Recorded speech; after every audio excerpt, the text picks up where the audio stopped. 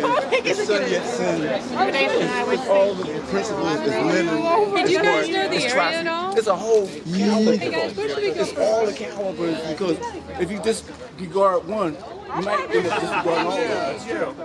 Because you don't know how they playing their hands. Hey, Darren! If you playing between, they understand thought, projection from the 18th to 17th, some other animal. They used to be, their whole motto was they had dairy farms and they owned the dairy farms. I got a book, interesting book. Okay, all right. Ready? On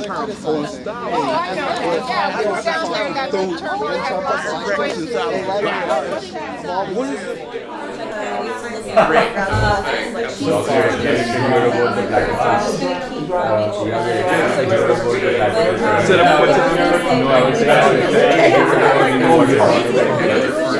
I was watching the panel you shared. What do you think about it's a very erudite it's a very erudite group is the very what kind of it's a very erudite that's no question. There is no question. Yeah, because I think I'm also Let's get started, y'all. feel the cuteness of like being in a field that has so little to offer. Is everybody, can we get started? Yeah. Should we get started, Emily? Because if I kept going now, I could make a lot of videos, but I don't think it's worth it. It's just not, it's a waste of time. Like, Beautiful people. Use flattery, everything like that, where you can hide very Okay, welcome everybody. We're getting started a little bit late because we're in a new place. There was some structural damage done at the church. So we're meeting over here. We might be meeting over here in this room for some weeks going forward. We have to see. But it's good to be back. I really missed the free school being away 1 week. Seems like a year. But I'm going to report on Platypus. I was at their international convention, and I think the people that went to Memphis and Nashville and Fisk will report back on that, and hopefully we will be able to redo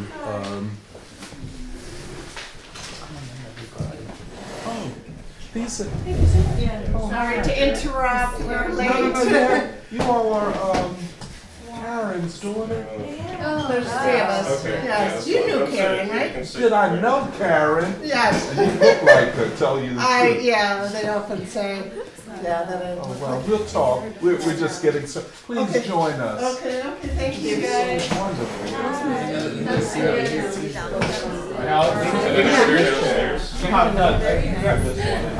That's what I'm asking myself. Yeah, there's three of us. Different fathers though. That's all right. Emil, I think I used to have a jacket just like that. And we'd love to hear what you have to say It's about very her. comfortable. It's very warm.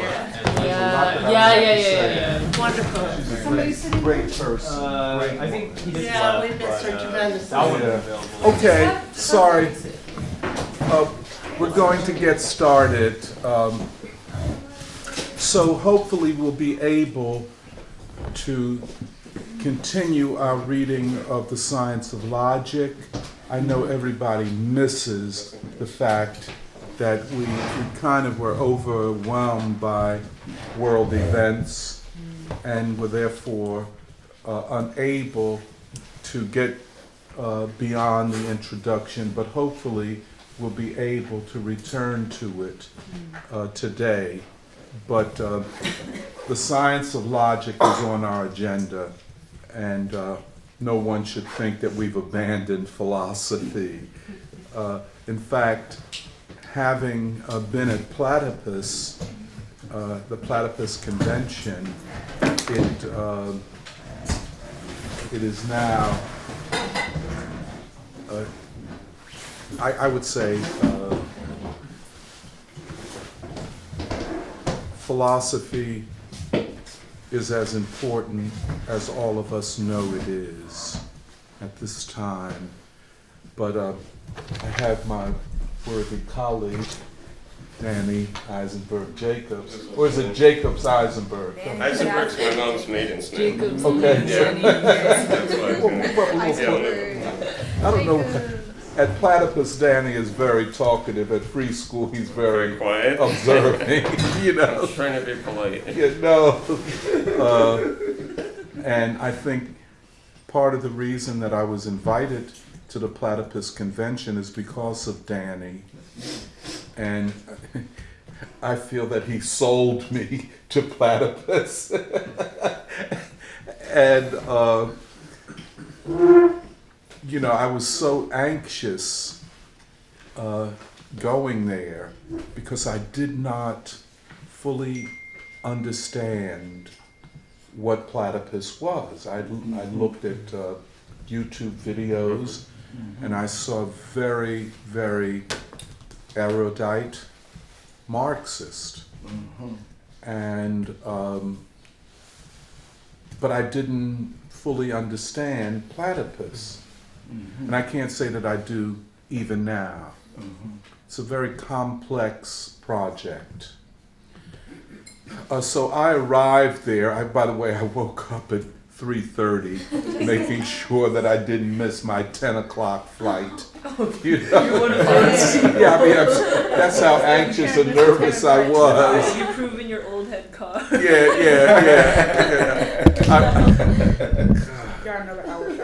So I was not late. I was there on time for the flight.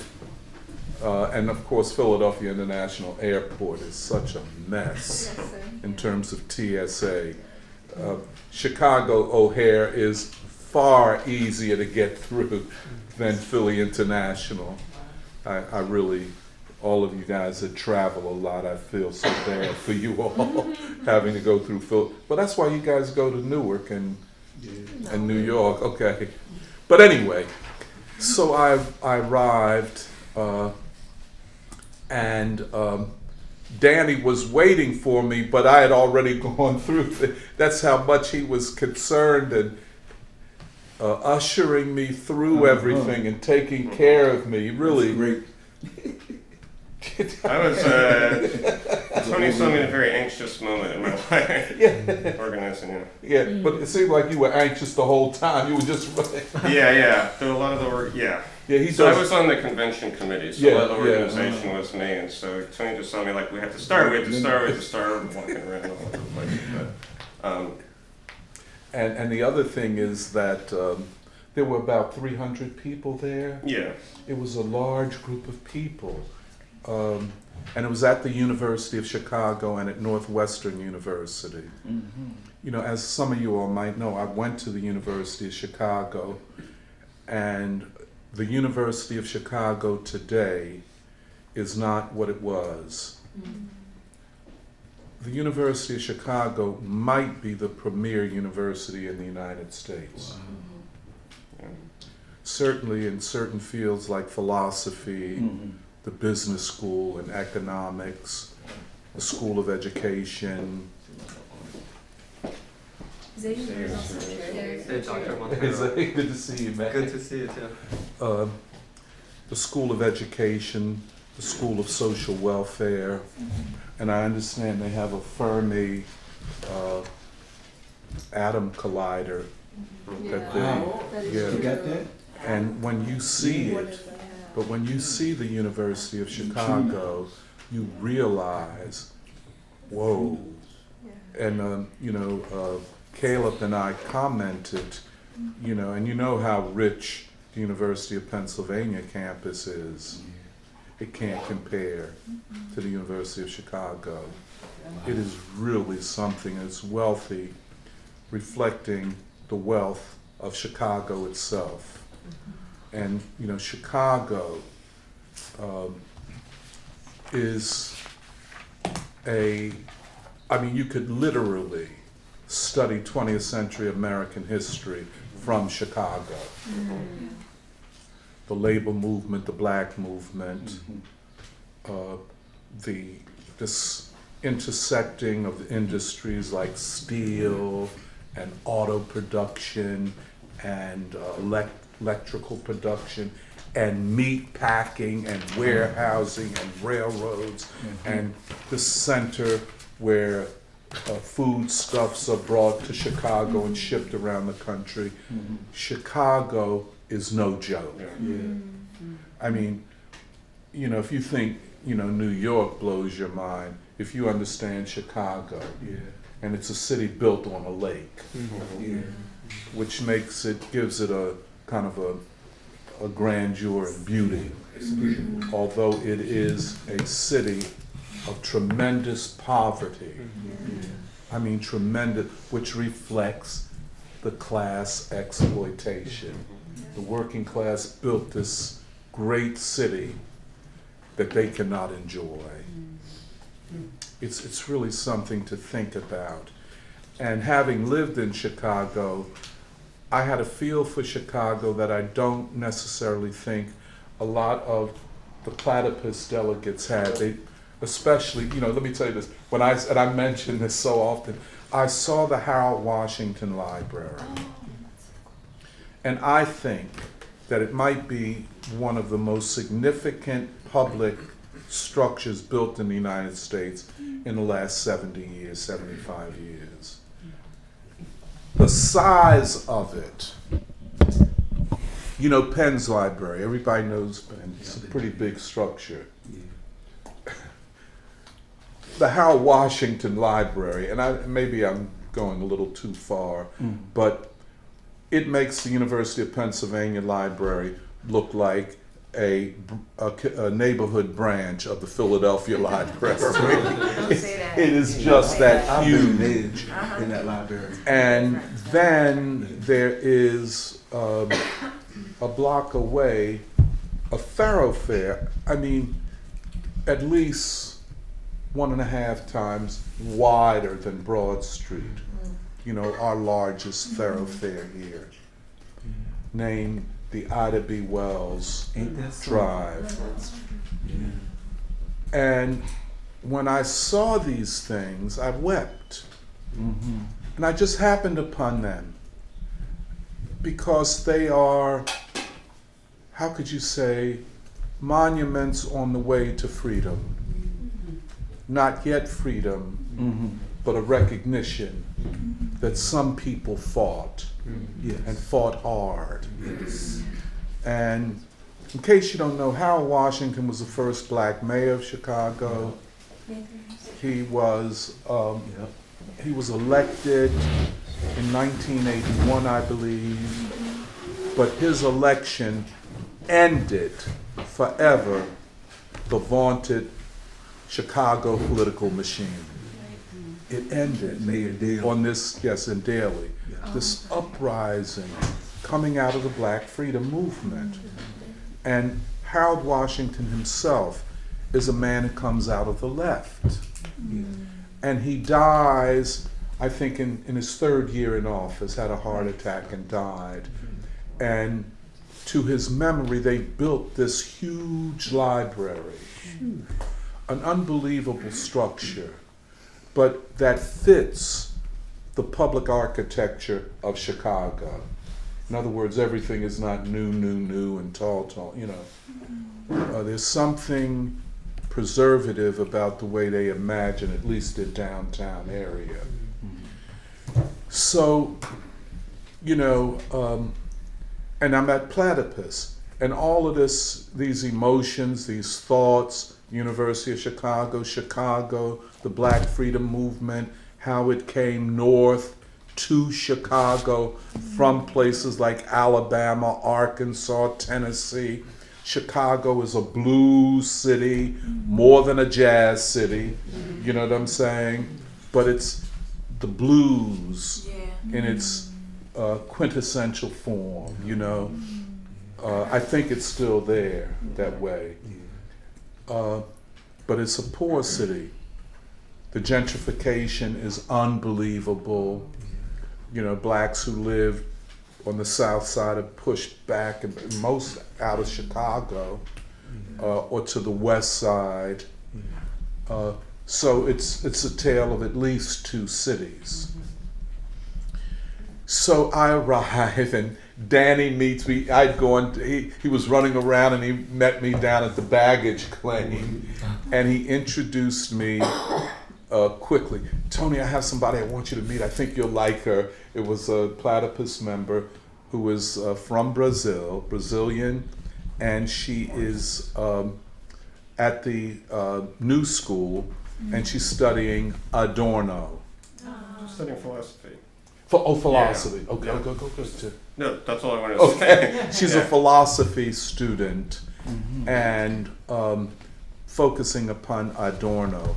Adorno is one of those very important German philosophers in the Frankfurt School, which arose in the 1920s and attempted after World War I to continue the German tradition of radical thinking and Marxism and so on.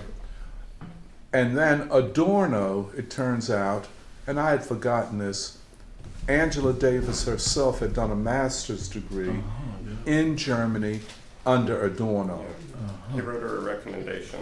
Okay. There's a letter of him saying I recommend Miss Davis Yes. for stuff. And so last summer we did an interview with Angela Davis, Yes. and we republished an essay she wrote for his class in the Platypus Review. I got to get that, yeah. And you know, all the time I've known Angela, and I remember in the biography, but I was, just reading it so quickly, that but she never mentioned this. She didn't want to just, quote, celebrate herself and really how brilliant she is. Yeah. And I had, just leaping forward a bit, I was talking to this very, very bright and well-educated young man who had just graduated in philosophy at the University of Chicago. And we were talking about Kant and Hegel. I was mainly listening because he knew so much. And he mentioned, we started talking about Angela Davis and how Angela had done a master's degree with Adorno. And then he made the statement, which is a statement of a young person, by the way, that Angela made a mistake in choosing politics over philosophy. I said, no, Dane, no, she didn't. Sometimes that is the choice that you have to make. Yeah. And so on. But it was very interesting. Anyway, so I meet this woman named Rosa from Brazil, and we immediately were talking, like we had known each other for so long. And we became, over the course of the convention, really fast friends. And because I would, Rosa, is what I said okay? Yes, and if it weren't, I would tell you. That's the way she took, very strong. You'll meet her because she wants to come to the free school. She says she'll stay at your house. Yeah, man. Okay, but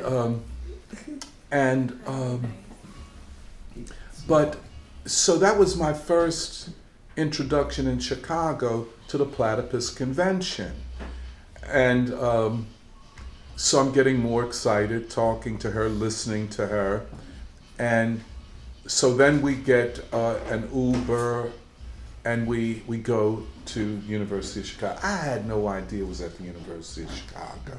I'm kind of, you don't know how out of it I can be. And so we arrive, and the first person that I recognized, I recognized 2 people that I saw on Platypus Zooms or on YouTube. I said, I recognize you. Oh, yeah, it's good to meet you, that type of thing. And then we go in to sit down. The first person I see, the recognizable smiling face of Zayu. I was just like, it's like with Zayu and I, we always happy to see each other. Absolutely. And we enjoyed ourselves together the whole time. Where's Lou at? She should have come today. She's pretty busy with school. Yeah. Okay, all right. She gets a bye. But he and Lou and myself, we had a lot of fun together.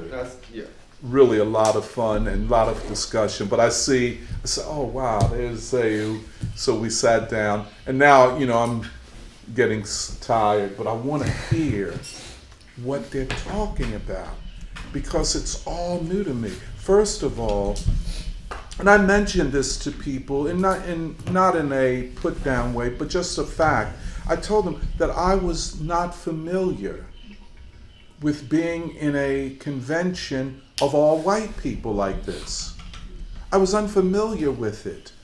Not that I was put off by it, but today most, things are more, I put integrated,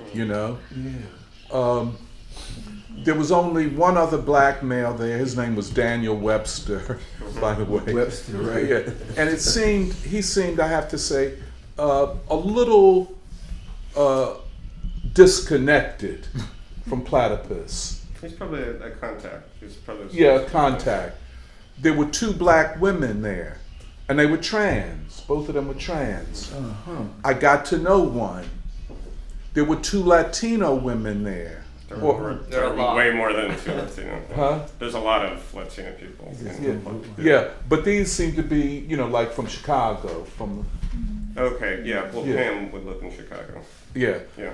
But they were trans. Wow. I don't know. Yeah, I think so. I think the 2 I'm talking about. Okay, yeah, but there are a few more. But there were others, yeah, probably so. Big thinkers. But it was a majority male. Yes.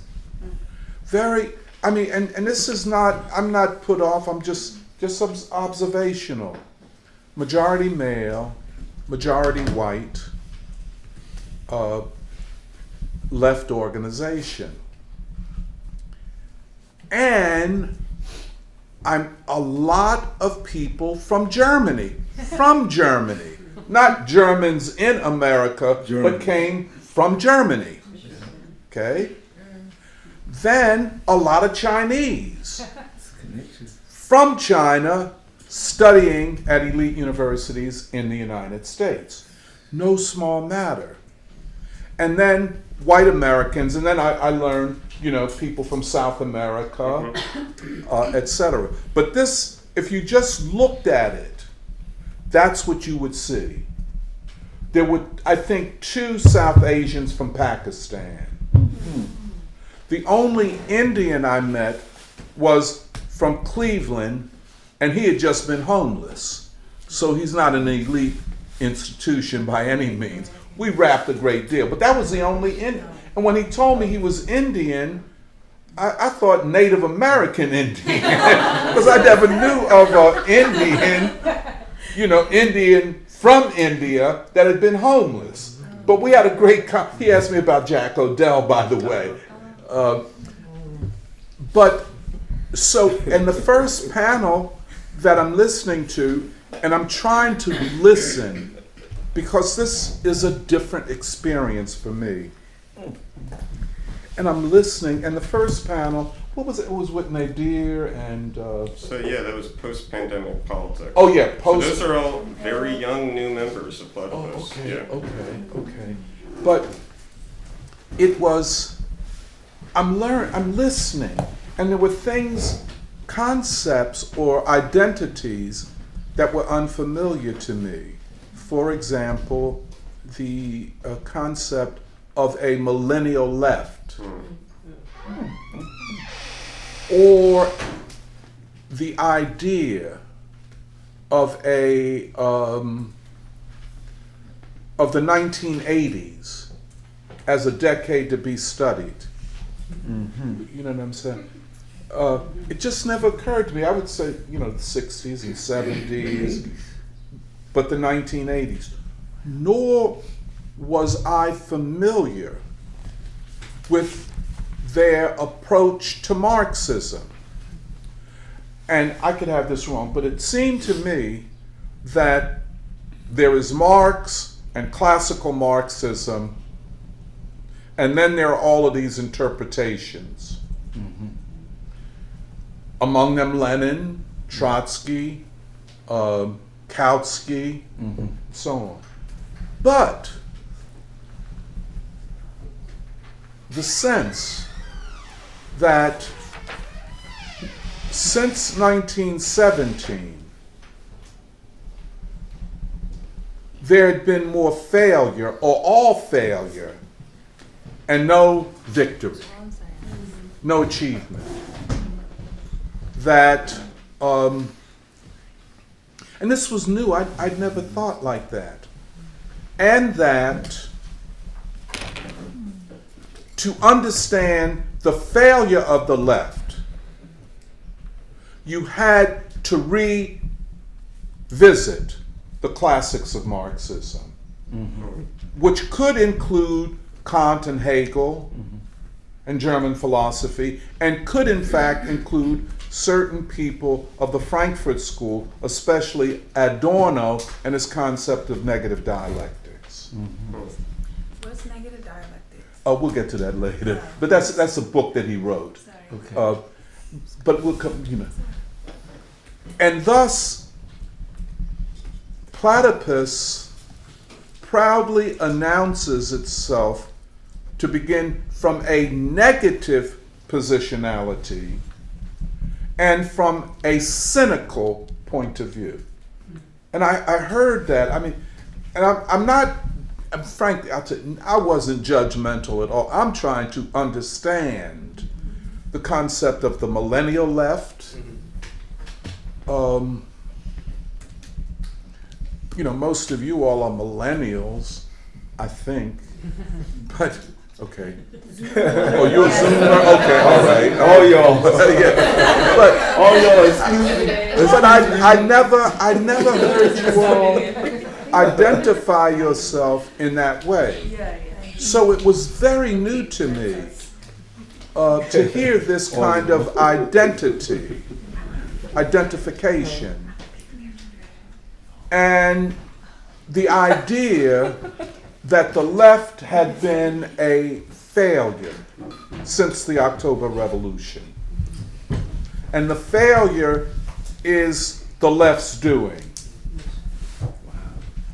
Is that fair? Sounds kind of brutal. Well, can I comment on Yeah, that? please But do. I don't want to, if you want to say everything first or something. You think I should say everything first, or would you? Yeah, let me say everything. Yeah, because I don't want to Okay, all right, yeah.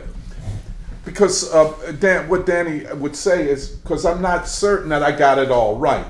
I was hearing the use. First of all, as is apparent, I don't think it's been all downhill since the October Revolution, and I don't see the left the way Platypus does. The left is a white enterprise. For example, I know on one panel, because there was a lot of talk about Students for a Democratic Society, SDS. And I was saying that I think your references are off. Because I don't believe SDS is the equivalent of SCLC, Right. the Southern Christian Leadership I would agree. Yeah. So, but anyway, there was one statement that was made that stuck with me, and that was by a German. And I think he is a German of Turkish descent. His name is Nadir. And I asked him when we talked, I said, did your parents actually give you the name Nadir? Because, Nadir means the low point. Yeah, I think it's but it pronounced a little differently. Yeah, it might be different in Turkish. I think. So he said, so we had a good laugh about it. Right. But he said in his presentation that the American revolutionary experience had to be studied, including the American Revolution and the Civil War. And I agreed with him, except that I said when I spoke, but also the Black Freedom Movement of the 50s and 60s as a revolutionary moment of similar importance. And he agreed with me. And many people there agreed with me. I think everybody agreed. I don't think anybody disagreed with that. And I mean, not just in a performative sense, I do not have a pessimism or cynicism about this moment in history. And I don't think that everything since the October Revolution has failed. And I don't see the left as this white left, this white enterprise. Yeah. But Platypus is very similar to the free school. Very similar. And Caleb and I were talking about this the other night. It's so apparent to me. They're passing around something from back in my day. They bringing you up on the front page. Yeah, we'll get back to that later. Oh Lord, did he die? Please. I'm a little preoccupied. Yeah. I mean, Michelle is a little preoccupied, but anyway, one, the fact that the free school and Platypus are similar in generation and age group. You know, that Platypus is interested in philosophy more so than we are. I would say the difference is they see philosophy as the key to straightening out the ideological mess. Is that fair to say? Okay, I'll come back. I'm just, I don't want to enter. Yeah. I'm always asking Zehu and Danny, No, but do I have it? But what matters is actually your impression. It's not like Yeah. just trying to correct things. Yeah. It's not As gonna you matter. see it. Yeah, As I see is it. what matters, and that's- Yeah, and as you can see, I'm very, I don't want to get it wrong type of, No, your impression is that. But it is philosophy. It sees philosophy differently than we do.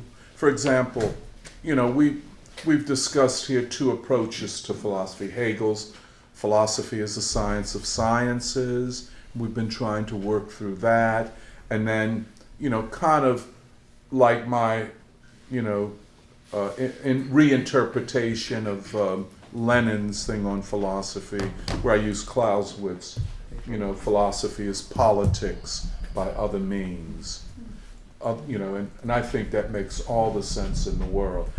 And I mentioned that when I spoke at one point at Platypus.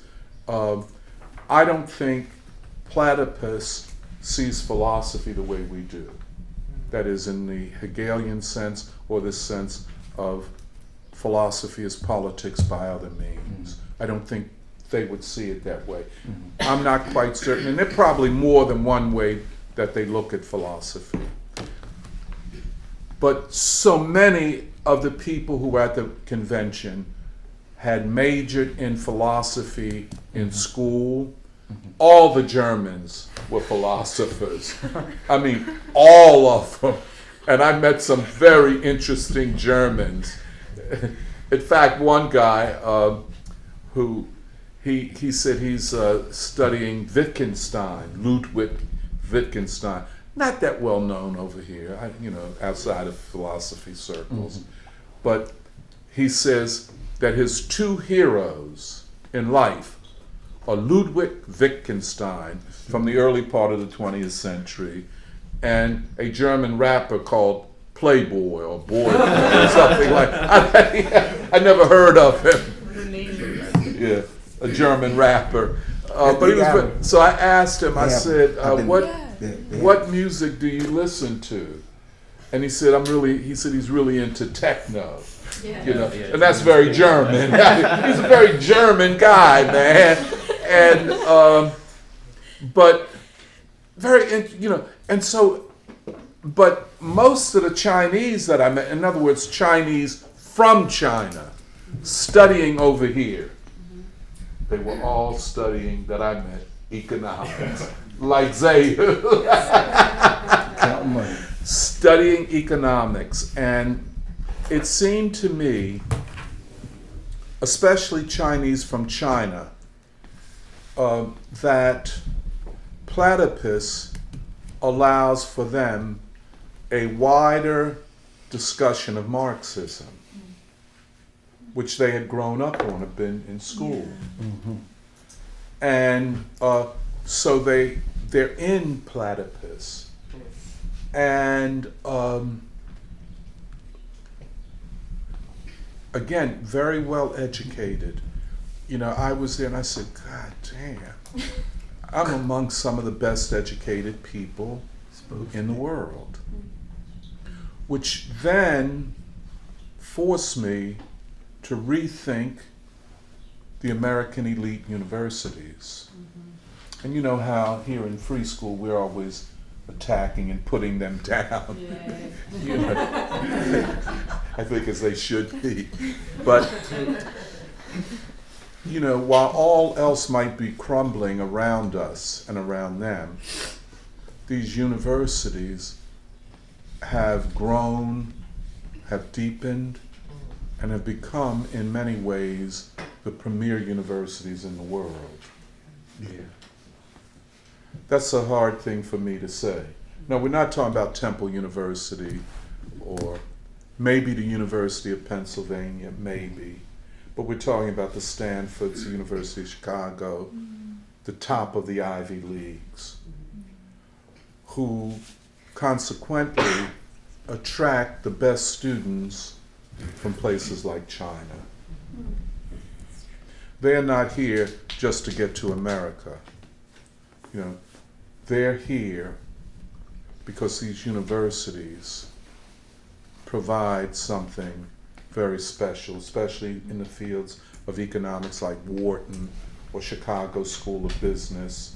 And as you know, Chicago School of Business is the origin place of the supply side, Friedmanite economics, conservative market, free market economics. That's the University of Chicago.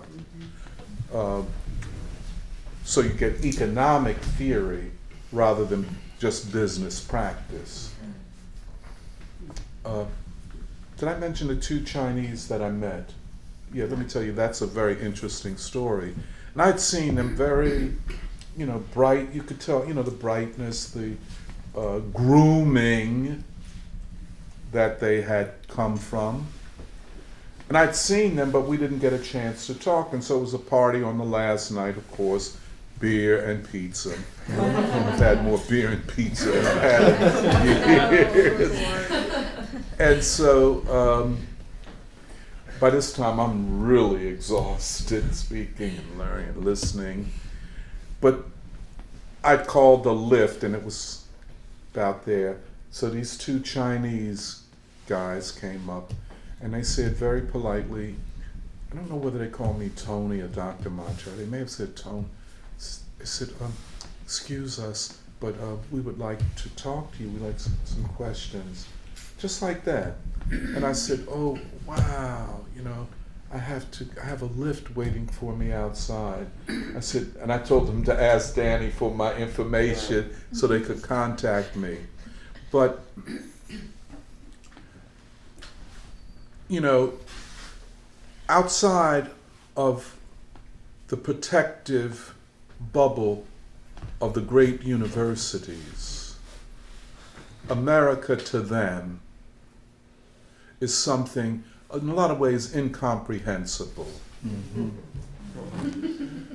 They have, I mean, you know, tremendous adaptive skills. They can socially adapt to that environment. Perhaps they're familiar with it from their upbringing in China. But America, or Chicago, can you imagine? You know, Chicago has one of the largest, University of Chicago. I think the University of Chicago police force might be as large as the Chicago police force. And one of the largest police forces in the world. So it's a protected, it's a protected environment. It's like a city within a city. A city with a world within a world. A world, I'm telling you, man, a world. So you can imagine you're Chinese from China. Hey, I mean, I'm not here to do a sociology of the West Side. I'm studying economics to be, maybe a technician in China. But then I realized, and I think this is accurate, that with all the criticisms they might have of their own government and their own society, they remain Chinese. And recognizing, and this just in my being there and listening, and I concluded that knowledge will play a much more profound function in changing the world going forward than it perhaps has ever played. Knowledge. So I'm looking, and it's not just going to come from one source, When I say I was among some of the best educated, I felt that I was among some of the best educated people in the world. It's not a small thing. That doesn't mean they're the smartest and the most revolutionary, whatever. Highly educated. People would say, well, it's a bourgeois education, probably so. But how they use it in the world. And I said to myself, China and Chinese intellectuals and academics in the United States will play a role in changing America. I was just, when and because there were no Indians, I couldn't make the same observation.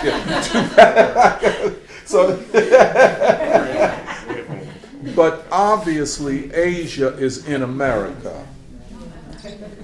China is in America. Definitely. Is deep in America at the elite level. And will have a role in shaping what the United States will be. Okay? Again, knowledge will be a bigger force than maybe it has ever been in human history. We all talk about the Enlightenment and, secularization and science and reason, and, that's why we study Hegel and Kant. So, yeah. But even given Germany in the 18th and 19th century, what we're seeing today is so much more significant than even then. And it will be technical knowledge, it will be scientific knowledge, it will be philosophical knowledge, it will be knowledge generally. And China, in this kind of positive feedback loop, these intellectuals will influence the United States and China. One of the great ironies. And then it came to that China and the United States are probably closer than the United States is with any other civilization. China, China is inescapable. And I'm certain, similarly in Europe, in England, Chinese students are all over there. And y'all are everywhere. But it is Asia. The unavoidability, the inevitability of the rise of Asia. And anyone that does not want to see it, be he or she a neocon, a war maker, or whoever, that does not want to see this, does not want to see the future. Now, here's another issue, just this whole thing. the question of the people, of the masses. Because I don't care how many brilliant and educated people you have, it is still the masses that are necessary to make history. So here you have the University of Chicago, a police force as large as the Chicago police force, a protected bubble, a very rich, wealthy environment, with every who all of whom there's a discourse, a global discourse between elite thinkers at a university like that and elite thinkers in other places.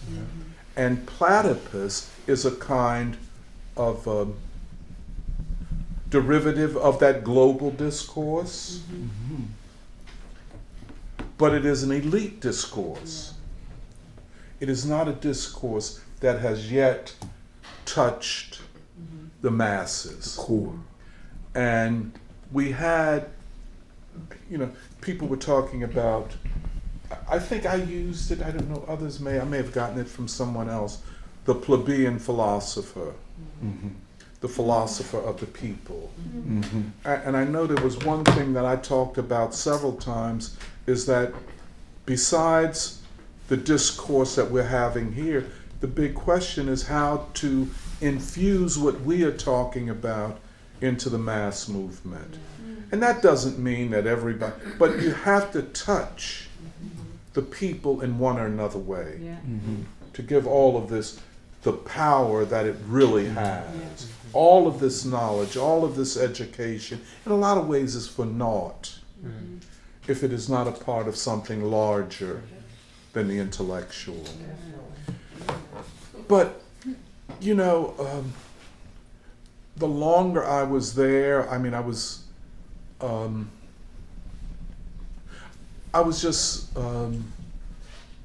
overwhelmed with the people I was meeting, the generosity and kindness of the people that I met. Oh, by the way, I can't leave this out. The last day we were at Northwestern University, which again ain't no joke. It's not the University of Chicago, but it ain't no joke either, So, which meant we were spending a lot of money on Ubers. Getting a place. Yeah, I'm still broke from that, but so we had gone to lunch, and myself and the only other black man there, we befriended each other, so we're going to lunch together, and everybody's going. And walking back, either we came upon or she came upon us, this very interesting Chinese woman. And she's a recent graduate in, what else? Economics from the University of Chicago. Wentai, yeah. And she said, she started, just a very bright woman, started talking, and I was listening to her, and I said, wow, she sounds like me, and but then she began to, I don't know how this happened, to talk about abortion and how abortion has been used over time to eliminate the poor. And so the thing that was striking about the whole thing is that and this, you would find this throughout Platypus, they kind of reject all of the fads of the last 10 years. They're not into those, be it feminism, this cultural thing. It's just like it never occurred to them. They are so focused on what they're doing. So if you want to be around young people somewhat like this, Platypus, very similar, man. But she, a Chinese woman from China. She's actually from Massachusetts. That's why. Oh, she's from Massachusetts? Yeah. No, it's okay. She has a Chinese name. Yeah, well, a big giant, Wentai, man. Yes. Yeah. And wow, I didn't know that.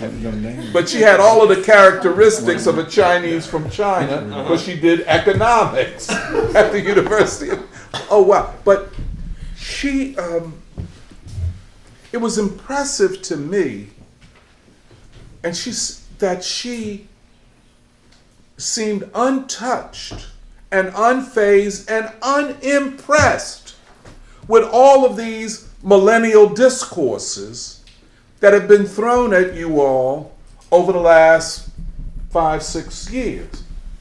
They are not into it. There was no evidence of it anywhere, including the fact that, and I don't know this to be totally the case, that the women did not find it at all something to protest that you would have a panel with all men, several panels with all men. You know what I'm saying? Can I make a slight comment? Oh yeah, about that? please do. Just on Facebook, men complained about there not being women on the panel. Yes. Just wanted to point that out. Yeah. Just wanted to point that out. Yeah. Despite there being women organizers Yes. the whole time, there was like men on Facebook who were like, "Oh, you don't have women on this panel." Wow. Just And they wanted did. to say that. Yeah. But it was. We've had women on panels. Just so Yeah. everybody knows. They've had women on. But it is a predominantly male organization. It's so interesting, and that's something. The reasons for that would have to be looked into. Is it what they're studying and yada yada? But I just want to make this point once again. I'd never been among so many millennials that were unfazed and untouched by, quote, Black Lives Matter, quote, Me Too, quote, whatever, LGBTQ, all of that. That is something that is not in their thing. And it's because I think, I'll just say this, their focus is so focused upon correcting their perception of all of the failings of the left over the last 100 years. So the rest, all of this is just noise to be, acknowledged but not to be taken seriously. And that to me, I felt that was uplifting just to be in that kind of vibe. And this, I thought she was from China, but from Boston, a Chinese woman from Massachusetts. When she spoke, it was very interesting that she did not adopt any of the personality characteristics of elite university educated young people. And she said to me, because I asked her, well, sit with Caleb and Andrew. They're my young heads from Philadelphia, which she did. And she said to me that she appreciated my, quote, optimism, etc. Now let me kind of end on, I don't know what I'm ending, but just say a couple other things. When I spoke on 3 panels, one on liberalism and Marxism, one on what is leadership for the left? what is leadership for the left, and the third one was The COVID Biden COVID. yes, yeah. Now I can't say that I effectively addressed the topics of those panels, but I did have my own take. For example, on Marxism and liberalism, you could take it in many ways, classical liberalism and the concept of freedom and the individual and yada, yada, yada. Or you could take it somewhat the way I did, what liberalism has become in the age of the neocons and Biden and so on. So I'm talking about,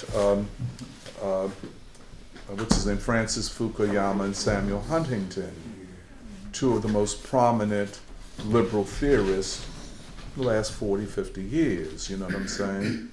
And what that has come to. And for me, Marxism, and I said this, is not just Marxism, it is Lenin going forward. Yeah. And that the most productive, I felt the most productive and rich uses of Lenin was to see Lenin in relationship to the Black Freedom Movement, and therefore the synthesis of Du Bois and Lenin. And I spoke, I think it was in this one, the Lenin's theory of imperialism breaking at the weakest link, which is a weak link theory, you know, fits better with the anti-colonial struggle. Whereas Du Bois is talking about the revolutionary and democratic processes in the most advanced capitalist country. So what does a synthesis of the two offer us? Then I was on this other panel on leadership, which was a very interesting leadership in the left. See, and it was ambiguous in a certain sense to me. Leadership in the left, leadership which meant leadership of the left, or the left giving leadership to something broader. It's, you know, I interpreted it, and it was my unique perspective given my life, was the left giving leadership. And see, to me, the left is not the nominal or self-defined left. It is the Black Freedom Movement. And that was not me, that was just me. I mean, that's the way I see it. And so my idea of leadership had to be a broader concept of leadership, and had to see the Black Freedom Movement and the Black movement and Black leadership. Because I felt that, again, that was the model for this time. That was, so then someone asked a question about Black power, etc. And that provided me with an opportunity to talk about the first iteration of Black power. And that was in a march in 1966 through Mississippi, where a civil rights worker who had his own little march was shot. James Meredith and all of the civil rights leaders came together and said, this is unacceptable, and we're going to continue that march. So it was there, you had Martin Luther King, you had Stokely Carmichael, you had, I think, John Lewis, many of them. And of course, the news media was focusing upon King. You know, he's the central figure. But Stokely Carmichael was standing right next to him in the march. And Stokely, whom I knew quite well, he was very precocious, by the way, majored in philosophy at Howard University, very courageous, had gone to jail more than anyone in the civil rights movement except Martin Luther King in the South for voting, registering people to vote and other activities. Very courageous, very dedicated, but very young, and like many young men, very narcissistic. So while they're marching, and this sense had already been present, kind of a generational split between people in the Student Nonviolent Coordinating Committee and the SCLC, who were mainly ministers and linked to a very important and powerful institution in the Black community, whereas SNCC were young people more or less on their own. Kind of, you know, you would familiar with the way you would see it, young people today, wanting to be young, wanting to be heard, a lot of times wanting to be seen, without any political or social boundaries. You see what I'm saying? So while they're marching, and Stokely is tall and King is shorter, Stokely is more outspoken and dramatic, and King is very reserved. Very reserved. His discipline is something to be studied. And so the media would ask King, well, we're asking King, well, what do you think about this march? And he was responding. And Stokely would, as the media came, would shout out, what we want is Black power! We want Black power! You see what I'm saying? to upstage King, and then to say that this is the direction of the civil rights movement. Pretty much saying the civil rights movement has failed. And so over time, and not that much time, you got this bifurcation, fragmentation, where a kind of nationalism, black nationalism took over. Civil rights movement has failed. That's the Negro Revolution. And by this time, after the Black Arts Movement and all of that, the word Negro carried a pejorative with it. The Negro Revolution was not really a revolution, but we are representing the Black Revolution. You see what I'm saying? King, which was then a kind of gesturing that King and the preachers, but especially King, had sold out, was an integrationist and assimilationist, and we want something more radical. And I explained that to them, and how, in fact, Stokely Carmichael, the representative of Black Power and the Black Revolution, you know what I'm saying, ends up leaving the United States with the argument that the revolutionary center is in West Africa and not here.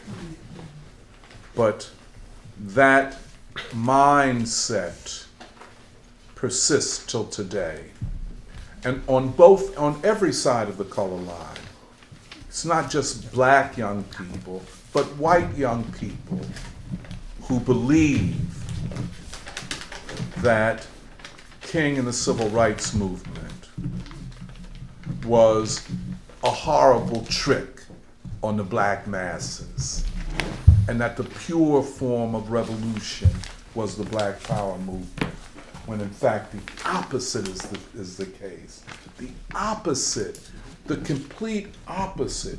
And part of the ideological problem with the struggle today, including the black struggle, is the persistence of this idea that the civil rights movement failed. Right, so there have been forms passed down about what it means to be revolutionary in life. Yes. Right, which is what we do. That's what we're interrogating. Yeah. In other words, people have received ideas about left and right. And so when we're asking about, like I actually asked this question at the panel, I didn't try to say failure as in bad, I tried to say there are horizons we've not reached yet. Yeah. And so those can be passed down as actually victories. So I thought, I know the question, I even know the person who asked you this question was Conrad. Yeah, Conrad. Conrad, who's he's a contact out in Portland. Oh, not Conrad Hamilton. Another okay. The reason I wanted to say this is because I wanted to draw what I see as another parallel. Let me just finish this part. Okay, and then I'll. Yeah, then you come on in. But I think that was for me, a defining moment, because it then becomes a question of, as I put it, what do we reference historically in imagining how we go forward? What is our reference? And I was arguing that our reference has to be the Black Freedom Movement. And if that is the reference, rather than 1848 in Germany or in Europe, or even 1917 in Russia, if we have the right referencing, we can think about the left, about left leadership, and about the future. And so, and even, I think that would, my last point, and then I'll just kind of conclude. See, I was saying that the left is broader than you know. That the left are people who function in the broad mass, such as Harold Washington. Who people would think, oh, he's just a politician, he was just elected to mayor, just like Wilson Goode was a politician and elected. No, but they were different politically as day and night. Harold Washington comes out of the labor struggle. His father, his uncles, they all were in the labor struggle. They were in the black movement. He himself, and I'm not clear on all of it, was in the left. That is the Communist Party or its affiliates, you know? So he comes to this not naive or anything. If you can go back and listen to Harold Washington, you'll see how sophisticated he was. Very sophisticated ideologically and politically, and very aware of what he was doing and what it would take to win. And of course, Martin Luther King. I mean, it was not just, oh, he woke up one day and said there's war and poverty linked to civil rights. He knew this all the time. But as a leader of a struggle for the right to vote, just that. I mean, he can't, well, what we really want is socialism, but I'm just doing this. No, you lead from where you lead from. Leadership is knowing who you lead and what the task is and what people are capable of doing at a certain time. You know?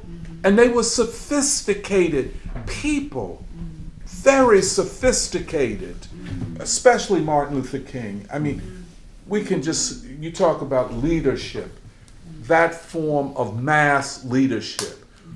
The other thing is, the door was never slammed in the face of the left to become a part of the civil rights movement. You know, of course, the FBI and those tried to use all of that to smear the civil rights movement. But that was not their position, be it on Bayard Rustin or anyone.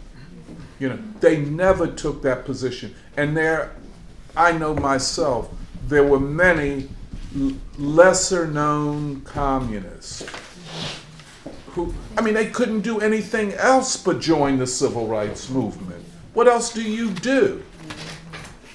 And, you know, being a social activist and a person of moral conscience, you join it.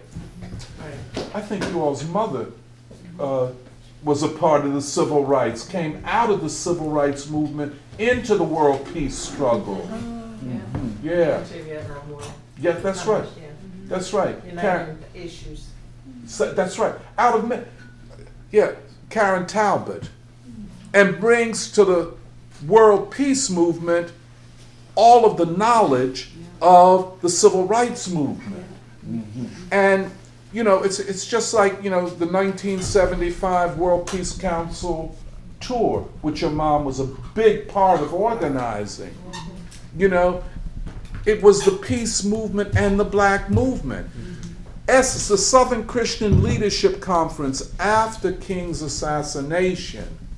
People say, well, what happened under Ralph Abernathy and those who succeeded him?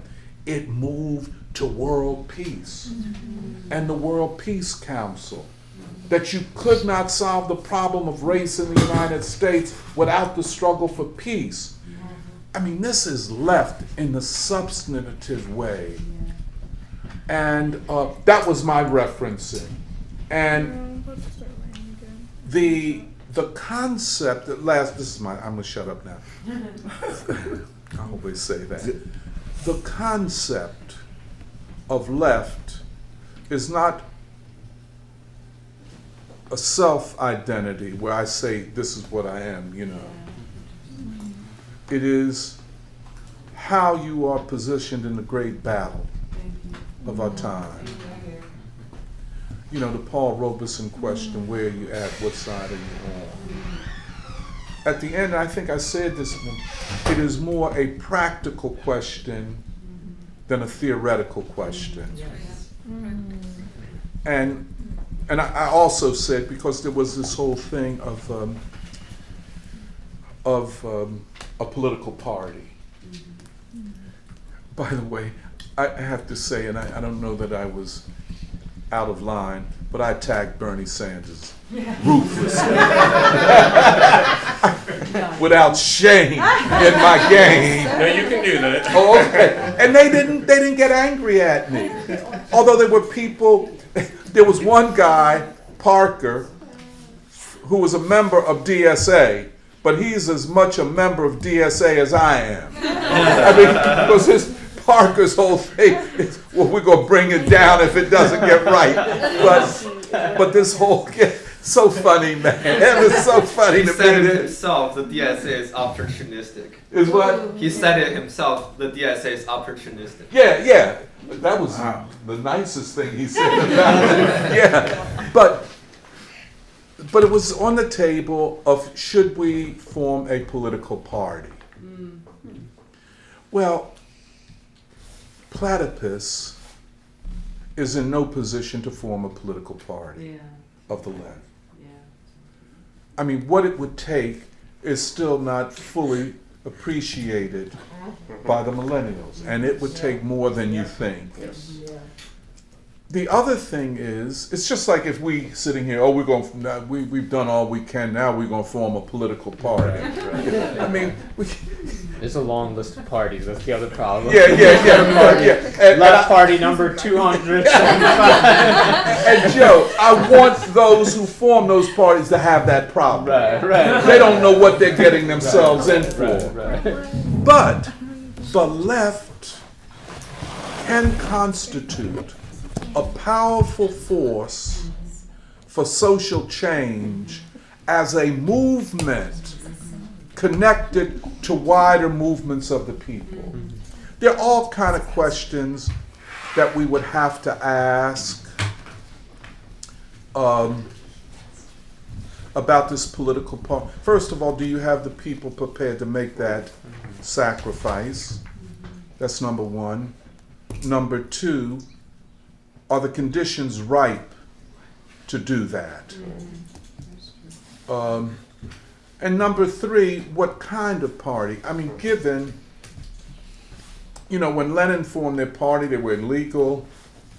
They were dealing with a population who were 90% illiterate. So it had to be more heavily top down. We're dealing with a very different population.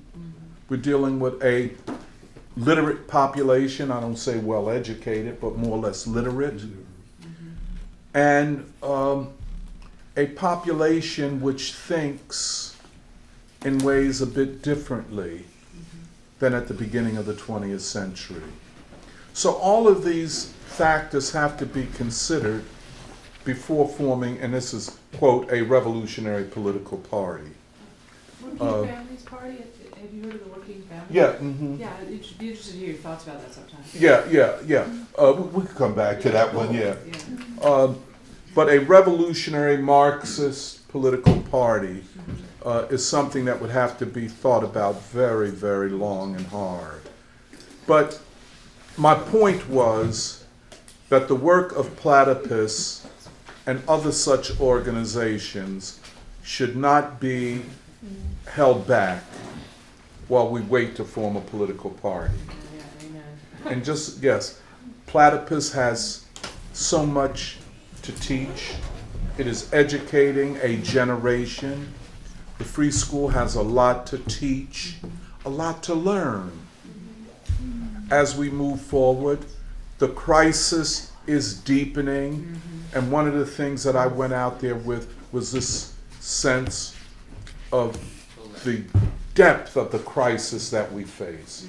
This is unprecedented. It's a crisis of war, and frankly, we are at war with Russia. We are at war with Russia. How bad it's going to get, we just don't know. And it's something to be concerned about. But it's war and austerity. Well, people say, they haven't imposed austerity policies. Well, what do you call inflation? That's the worst. Sanctions. And sanctions. And a world economic recession, what they call a recession, could break out. And how far this war will go, if the United States loses, as I think they will they ratchet it up? We don't yet know. So I had this sense of an impending crisis, a deepening crisis, a mass of people who are angry and dissatisfied at their government, but don't yet see a way out. A left, which is in this case millennial, which is seeking a way out. And what is the dialogue and discourse among people and among groups that could contribute to finding a way out? But I'll stop there. If I talk too long, forgive me.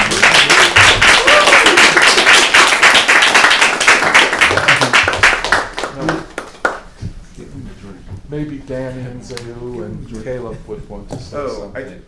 I'm glad you brought up the second panel because that was my favorite one that you're on. I really liked that a lot. And also, I was telling Tony right before this that a lot of our German and Austrian members, they obviously know who Martin Luther King is, but they've never heard someone talk about the civil rights movement like that. So it was a very, that's why I think Andreas said I've never heard in his question. I guess what I wanted to say is I wanted to say the namesake of platypus, to come back to, you were bringing up the question of failure, because we use it in a kind of specific way. It's not failure like homework, you're bad or something like that. It means something kind of different. So our namesake comes from a story about, it's from a very late letter by Friedrich Engels, where he's talking to a young communist, and he says, he's talking about Das Kapital, and he says, this book might not really make sense to you, but let me give you the story. When I was a young man, I went to the zoo and I saw a platypus, and I thought it was a made-up animal, right? Like I thought it was a trick. They kind of put a duck thing on a beaver, and they were like, this is made up. And later, it was like proved, right, through ecology and natural biology. And so what he was saying to the young guy was that something might not make sense to you at first, but you have to task yourself to understanding what it means, in the same way that the platypus taught me the lesson of reason, in that sense. So coming back to it, when we talk about the left today, we could say the left is like a platypus, in the sense that maybe it doesn't make sense from received forms, but that a left today would actually look different perhaps, and that's an effect of history itself. So coming to the question of then failure, this kind of thing like that, because I know it's like a spicy word in that sense.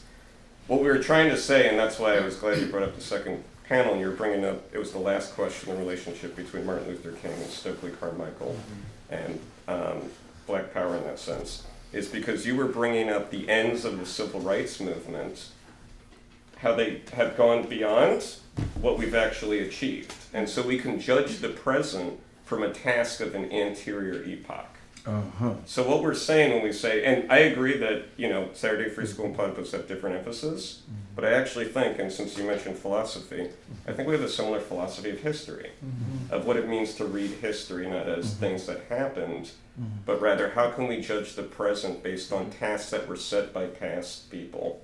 And how does that make sense of where the left is today? So when we say that, like when we say failures, it's not you're bad and should have never tried. That's what I literally said in my question, because I felt like I had to okay, let me try to translate things or something like that. But rather, how is it that, and I was thinking of the speech you gave in February on Martin Luther King, how is it that the ends of a movement have kind of been shirked or suppressed, and it's been done by saying, well, everything the movement did was successful.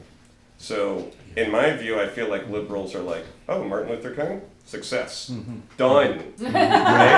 That's their kind of, right? It's a success, completion, you've accomplished all the tasks, you're checking everything.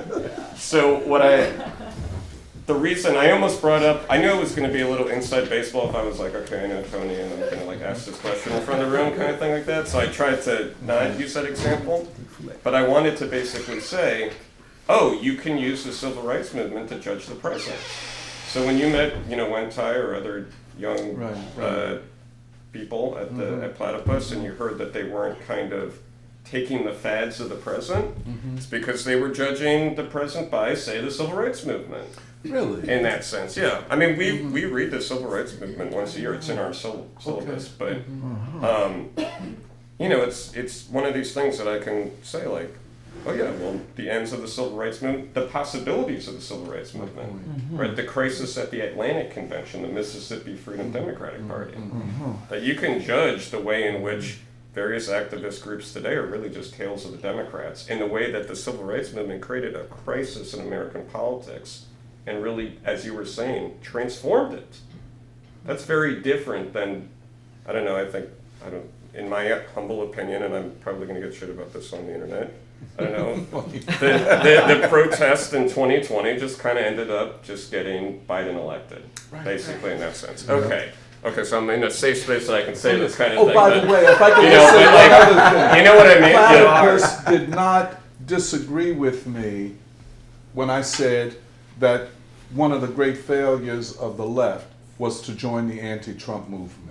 Oh, I was trying to push you to say more of that the whole time. That's why all my questions were like, and by the way, Donald Trump, what are your thoughts on that? I was trying to give alley-oops from the crowd, basically. I asked the question where I basically said, well, didn't the left get what it wanted when they got Biden elected in that sense? So all we're trying to ask in that sense is, why is it that I feel like the received way in which left and right is understood today, it looks like the Democrats are to the left of the Republicans. And so that's the history we're investigating. You also brought up the thing about mass movements. I agree. So Platypus, we're not organizing people. Do people have to be organized? Of course they have to be organized. And that's why Platypus is not sufficient to do the tasks of our time. But we just try to play one simple role. And we try to host a conversation. Maybe Platypus members are wrong about what to take away from that, but we would still be doing our duty by hosting the conversation so that it could happen. So that's kind of my views on things on that or something like. I mean, we enjoyed you a lot there. I mean, you're a very popular person there. Yes. Tony is downplaying the popularity. There was, you know, I enjoyed it a lot. I thought it was great and everything like that. Well, I'm curious what other people, I mean, we have the audio online as well. I want to say something too, since you brought up the Chinese student thing. So for people who don't know me, my name is Zayyu. I'm from China. I went to Penn. So there are, of course, Chinese people, Chinese students in Platypus orbit. As all kinds of people are. But I think it's actually very few of these students decided to become members. So I think it's a particularly different or difficult challenge that we are facing. And also just throughout Platypus organizational history, there is no such thing, right? So that's why as we speak, we are trying to think about how we can organize or try to make Platypus more accessible to these students, because it is, I guess, in my experience too, it's pretty obscure to them coming from a different context. And about the demographics of Platypus, I have some thoughts on that too, because it's also very funny. My take on this is just that it's more of a nerd thing, right? So we Platypus are more of a nerd than wanna be Marxist, and I think that actually reflects. And that's I think everyone. It means me. Everyone, myself included.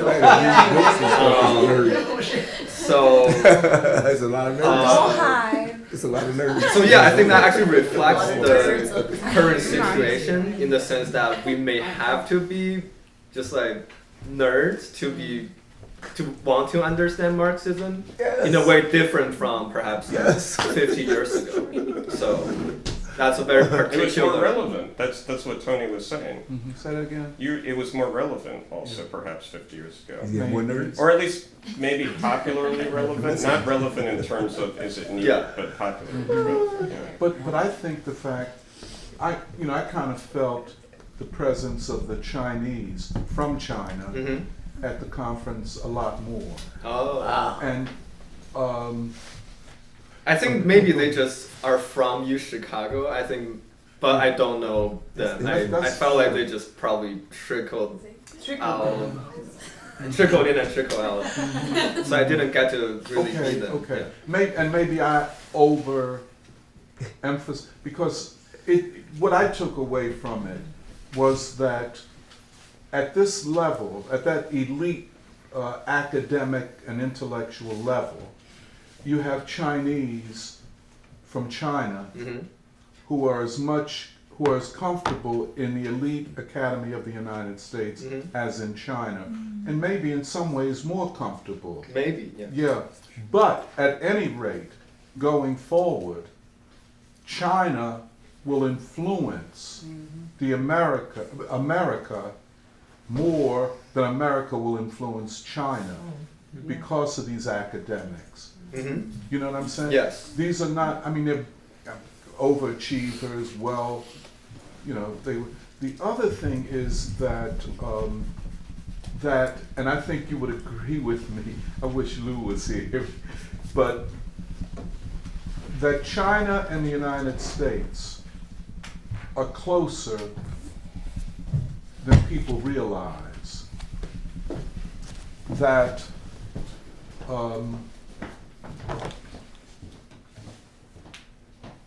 that at that level of elite knowledge producers, these two societies overlap in very profound ways and will do, and more so going forward. At the political level of geostrategic politics, of course there are clashes, but at that level of intellectuals like yourself, you are as much Chinese as you are American. Yes.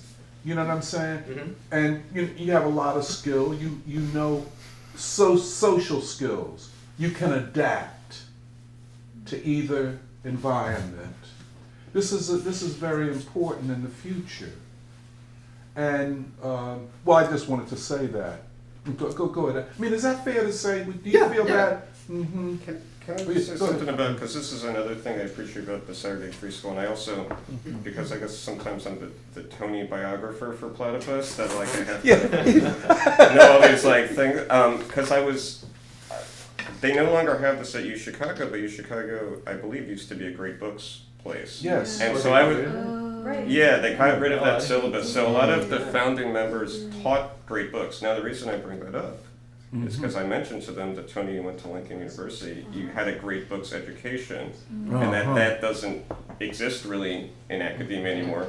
And so I bring that up because that kind of education is really something going forward that you're not going to get, except in terms of organizations like this. That's right. Right? Or, I mean, in Platypus we have great books readings as well, because we read like Wealth of Nations or Rousseau or something like that. And that's a very important thing, and that's also in terms of, as you were mentioning earlier, in terms of educating people and educating younger people, not just millennials, but Zoomers or Gen Z. Whatever. I don't know if, like, I said Zoomer once, and then I got in trouble saying Zoomer, so I don't know what to say anymore. But, these are very important places, and it's true to the name, then, of a free school. Hey, Danny, Yes. what's grade books? It's, I guess, Oh, yeah. well, I mean, did you want to? No. I was actually, I shared an article that various free school members shared on Facebook of Martin Luther King teaching Plato, teaching Aristotle. The Chartist movement. Okay, so in the socialist movement, historically, the bourgeoisie abandoned their role of teaching people, and so the socialist movement had to internalize teaching people. Lenin had to teach Adam Smith to people. He had to teach Plato to people. He had to teach this to the workers because the future of culture was being abandoned by the ruling class, and so it had to be taken up by the mass movements themselves. And so in terms of great books, yeah, I mean, I guess it's a maybe catch-all for certain things, but Yeah. it's classics. Yeah, it's classics. Foundational books for the Foundational, modern yes. West. That's right, for the modern one. And so people trash it as though they're just white men and you know, but that's a part of, and that's why it's so refreshing. See, Platypus, they don't even consider, there's a number of things that, you know, is on the top of the agenda of a lot of people. Platypus doesn't even consider it. It's not even in our conversation. It's though they say we have serious work to do. It's just like us. I mean, it would be hard for an identity politics person to come here and feel comfortable. I mean, we've run a few of them out over the years. But yeah. Would you like to say anything, Caleb? Or you want to say anything? No, yeah, that's all. You sure? Yeah. Don't speak up. Yeah. I don't know if I have much to add, but I can think more. Because it was a very, I feel like, I mean, the past few months I have been going to more Platypus Philly meetings and like re-engaging with Platypus as well. And so when they had their convention, it was on my mind if I should have went. And then I think I found out from either Zay or Danny that you were speaking, that they invited you. Yeah. And so I was talking with a few people, and I also received an encouragement to go. And I took a 20-hour Amtrak ride to Pittsburgh first, and I met my Hot Jahan, and it was a great time. Wow. You stopped from it was bad. I didn't go to the bathroom for 20 hours. So I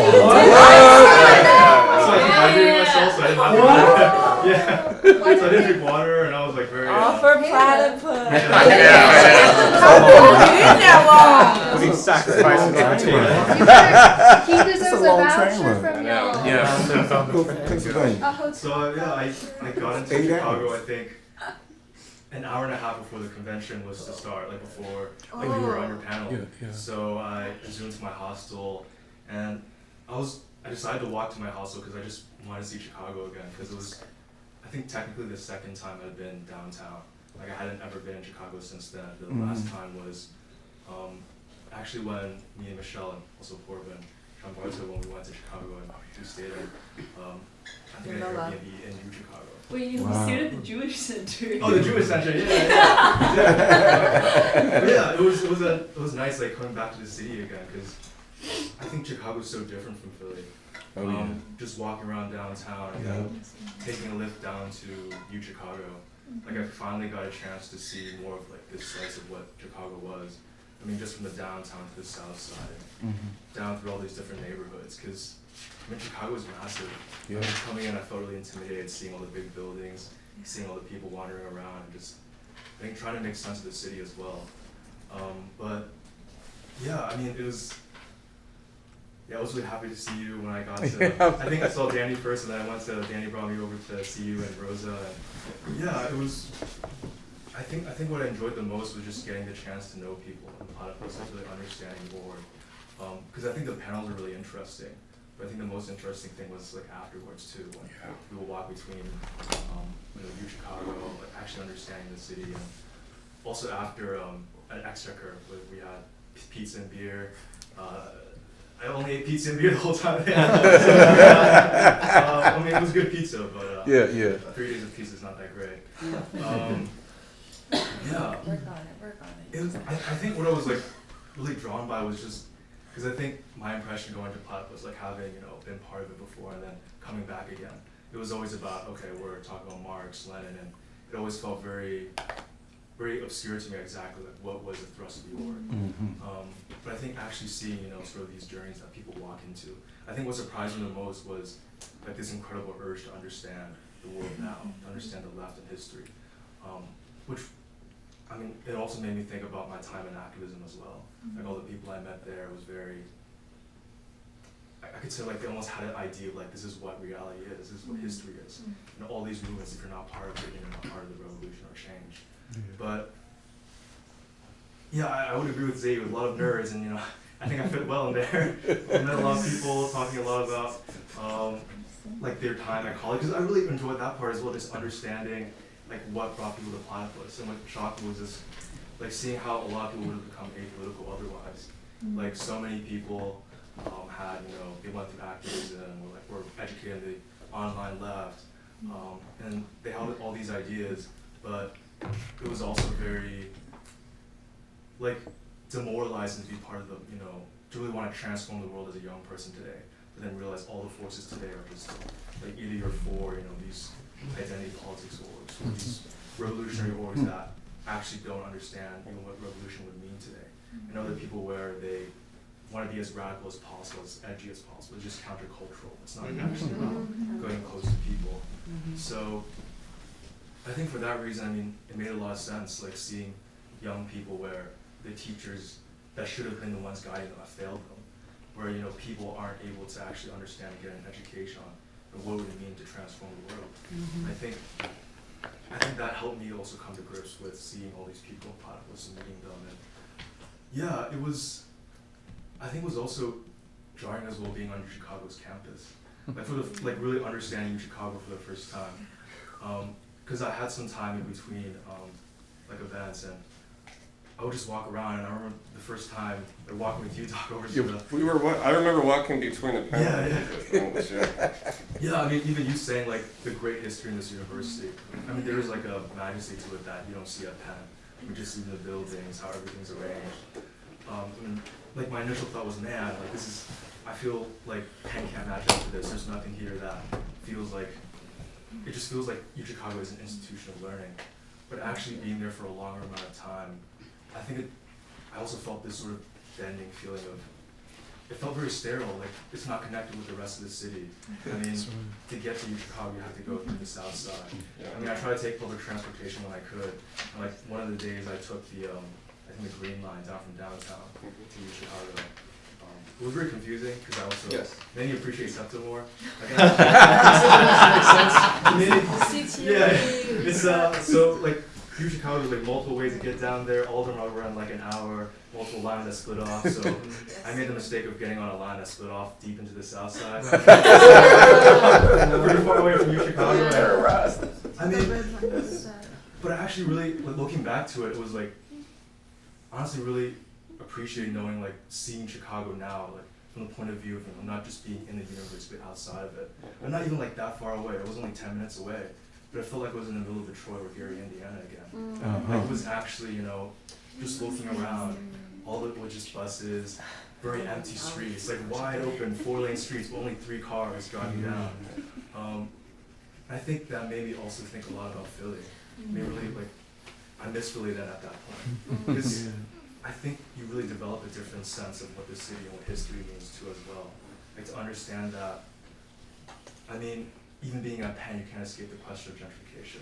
Like not to even speak about Temple, like all the time, that's questions on your head. But it's also the question of like how do we live together? Like how we move together, understanding, this isn't just about drawing lines, but actually understanding this greater unity like among all of us.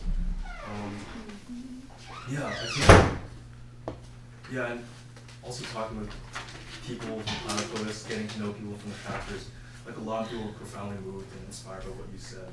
Like everything, just like to know, again, this, I think, a living representative of the revolutionary history of the past, to also know that like there is so much to learn in this time.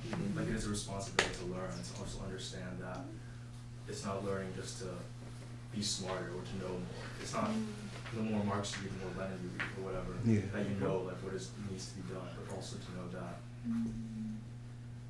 there is a profound optimism still that we hold on to, like a faith. I mean, the times will be harder, but that was the other thing too I got from being in the convention. Like I didn't feel like there was a cynicism that I felt from other groups on the left and other times I've been in the activist groups. Like there is, an urge to understand, I hope, and I think that's definitely necessary at this time. Like seeing, what's happening with, free school now and Platypus as well. I think, I'm excited to understand what that means for the futures, like for both groups and for both of us. Like the journey will be long. It's not just going to happen, in a blink. Whatever struggle will happen in the future will happen in the long term. But I think knowing that yeah, because I think on the train ride back home, I was trying to process everything again. Because also didn't want to think about the 20-hour train ride back. So yeah, I was turning again to like, because I've been thinking about Black Reconstruction as well. I'm thinking about King and just trying to like go back, because I feel like for me it's yeah, like this immense history that all of us like are responsible for. I think feeling that in that moment and just yeah, I don't know. I did feel like this sense of like this hope now and being back in Philly. And yeah, I think that's what I have to say.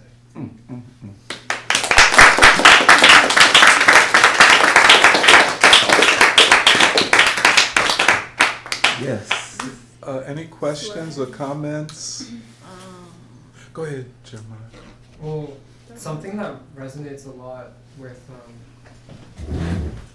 the description of the convention and also how you all have been describing Platypus is this idea of, I guess it came up with like the discussion of like what does failure mean from how you guys are defining it, or understanding that in terms of like this commitment that I think we share of feeling this responsibility, as Caleb was saying, to complete the unfinished tasks that have been left by previous movements and revolutions, whether in this country or on a broader scale. And I think actually like even the way Doc you described like these groups of Gen Z millennial people who are relatively unfazed by a lot of the more current fads and like the woke stuff, I think it kind of, in a funny way, it kind of reminded me of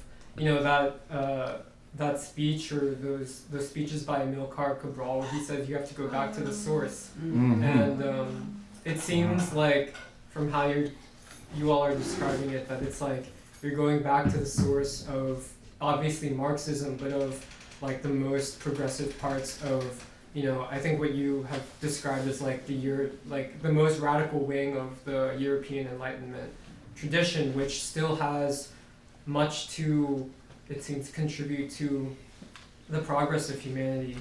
And I think in a similar way we feel that same responsibility towards history with obviously the civil rights movement, the Black freedom movement, what was achieved and what was made possible, or like what could have been made possible through Reconstruction as well. And yeah, I think it's exciting to hear of anywhere people like taking that history and these ideas seriously. I think I guess one of the questions I have is like, because I listened to some of the panels, I didn't get to listen to all of them all the way through, but I listened to parts of the first two about liberalism and then about leadership. And I don't know if there's like because I don't know exactly how Platypus works, but I don't know if there's like a broad consensus, I guess, in terms of, like the more detailed parts of the history of, I guess, what we term the left. Because I would hear people, and also I didn't know if certain people were part of Platypus or had been invited to speak. Like terms like like the Stalinization of the left, stuff like that. And I think one of the things that I remember hearing was the reason for the formation of, it seemed like, the civil rights movement in the way that it did was because the CPUSA had been quote unquote Stalinized, and that they had alienated the Black working class, as opposed to the previous era of the Popular Front, in which there had been a broader like black and white organizing of the working class, and I don't know. I'm just curious about like, I guess even this concept of like. Did Stalin fail the Russian Revolution? And is even the characterization of like the Communist Party's role, is that accurate from, especially like Doc, from what you experienced?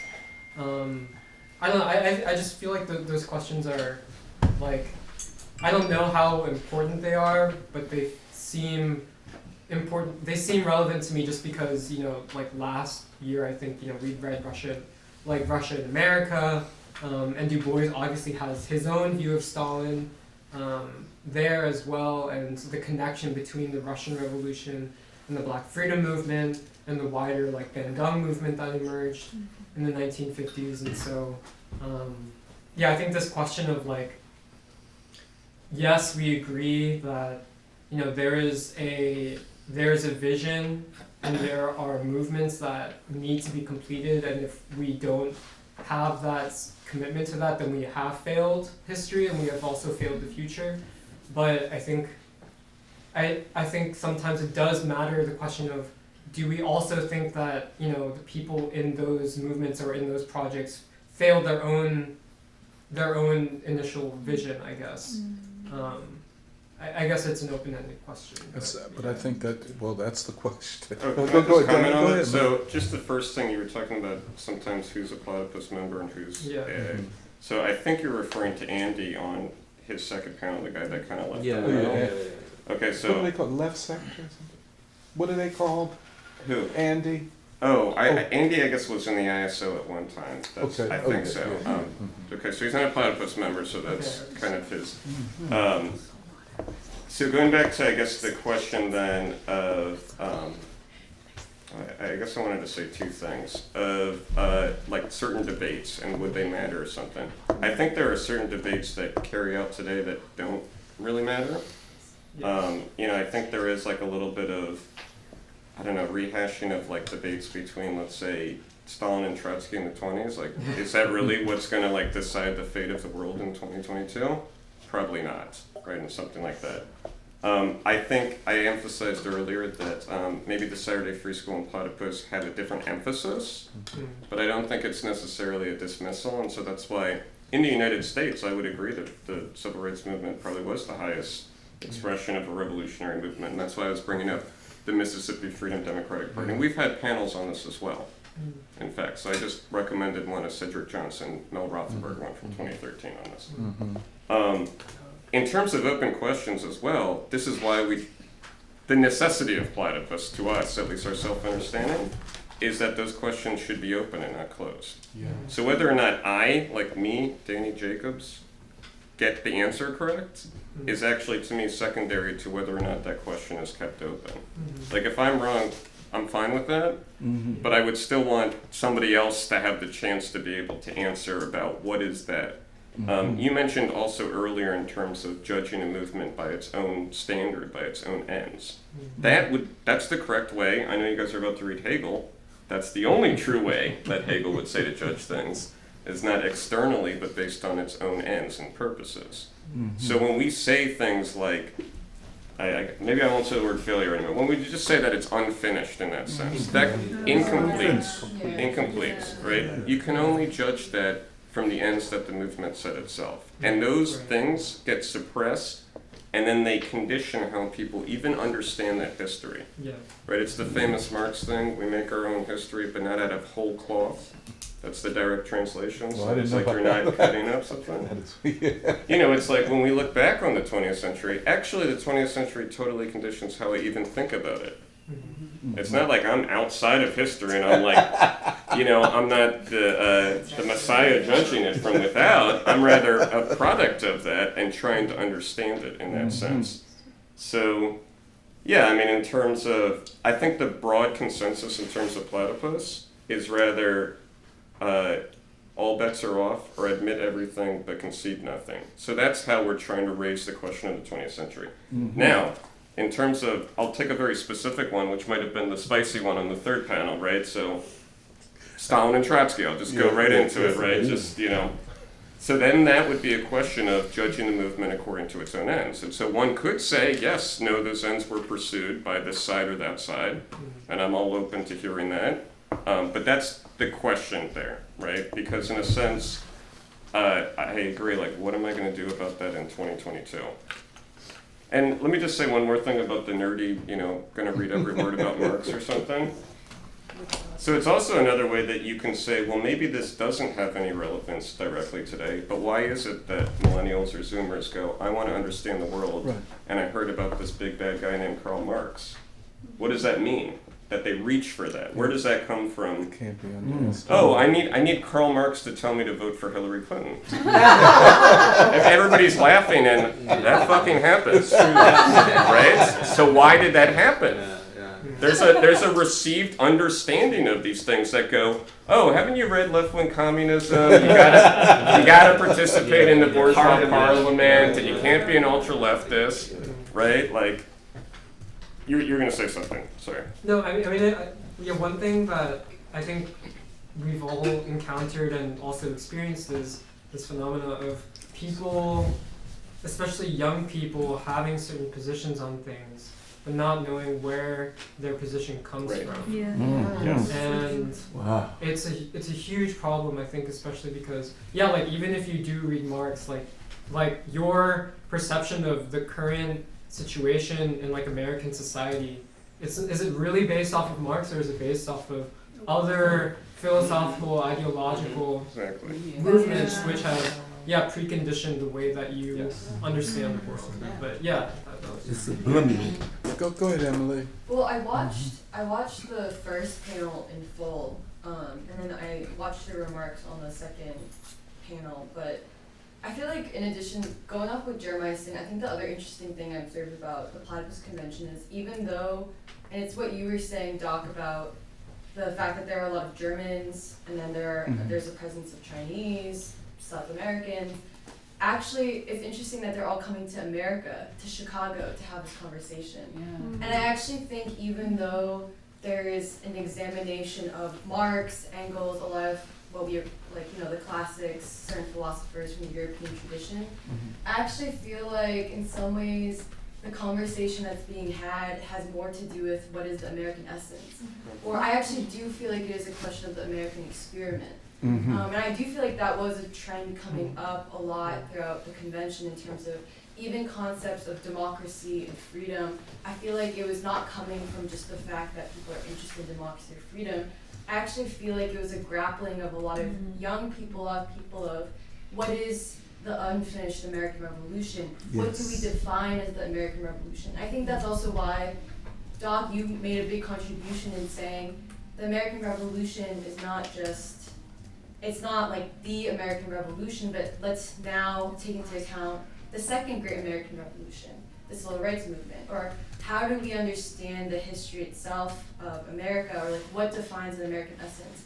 Because in some ways I think that actually Platypus, and I don't know if it's conscious or unconscious, but I feel that like the desire to understand Marx or Engels or Adorno or whoever actually has more to do with trying to understand what is also the assumption, like what are the assumptions in America.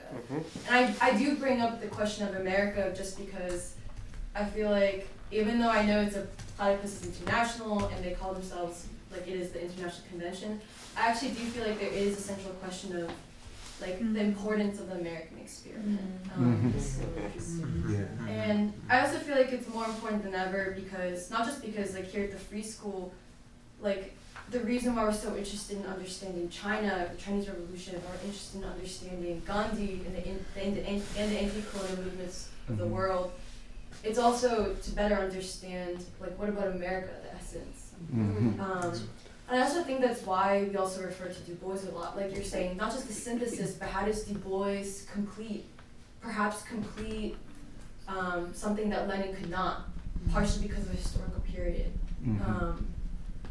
And I also do think, like I found the first panel really exciting, especially like the interplay of you, Doc, and the other speakers. Like I really enjoyed hearing like you and what's his name, Benjamin. Yeah. I mean, even though he comes across as a character, actually I found a lot of the substance of what he was saying really interesting. And especially like it kind of brought me back. I really actually recommend people watch the Platypus Convention also in better understanding Free School's role. Because it reminded me a lot of Free School's understanding of history, our like philosophy, our principles, especially like the idea of the triad. You know, that the history of the world, especially America, cannot be explained in a dialectic. But instead, what about the black worker, the white worker, and the white master? Yeah. Yeah, and also I think I think something that's special with the free school is our understanding of the centrality of not just the black freedom movement, but the black worker. Yeah. And it's something that you can also feel in Chicago, but also when we went to the South, like what we really felt was the centrality of the black worker. But also the triad, the black worker, the white worker, and the white master. Yeah. And then also what that says about the Great Migration when Southern blacks moved north. Yes. So yeah, it kind of brought back a lot, you know, and also like I was really interested in Spencer on the first panel. He said something like democracy is the barrier to liberalism, and then Say that one more time. Democracy is the barrier to liberalism, or something to that extent.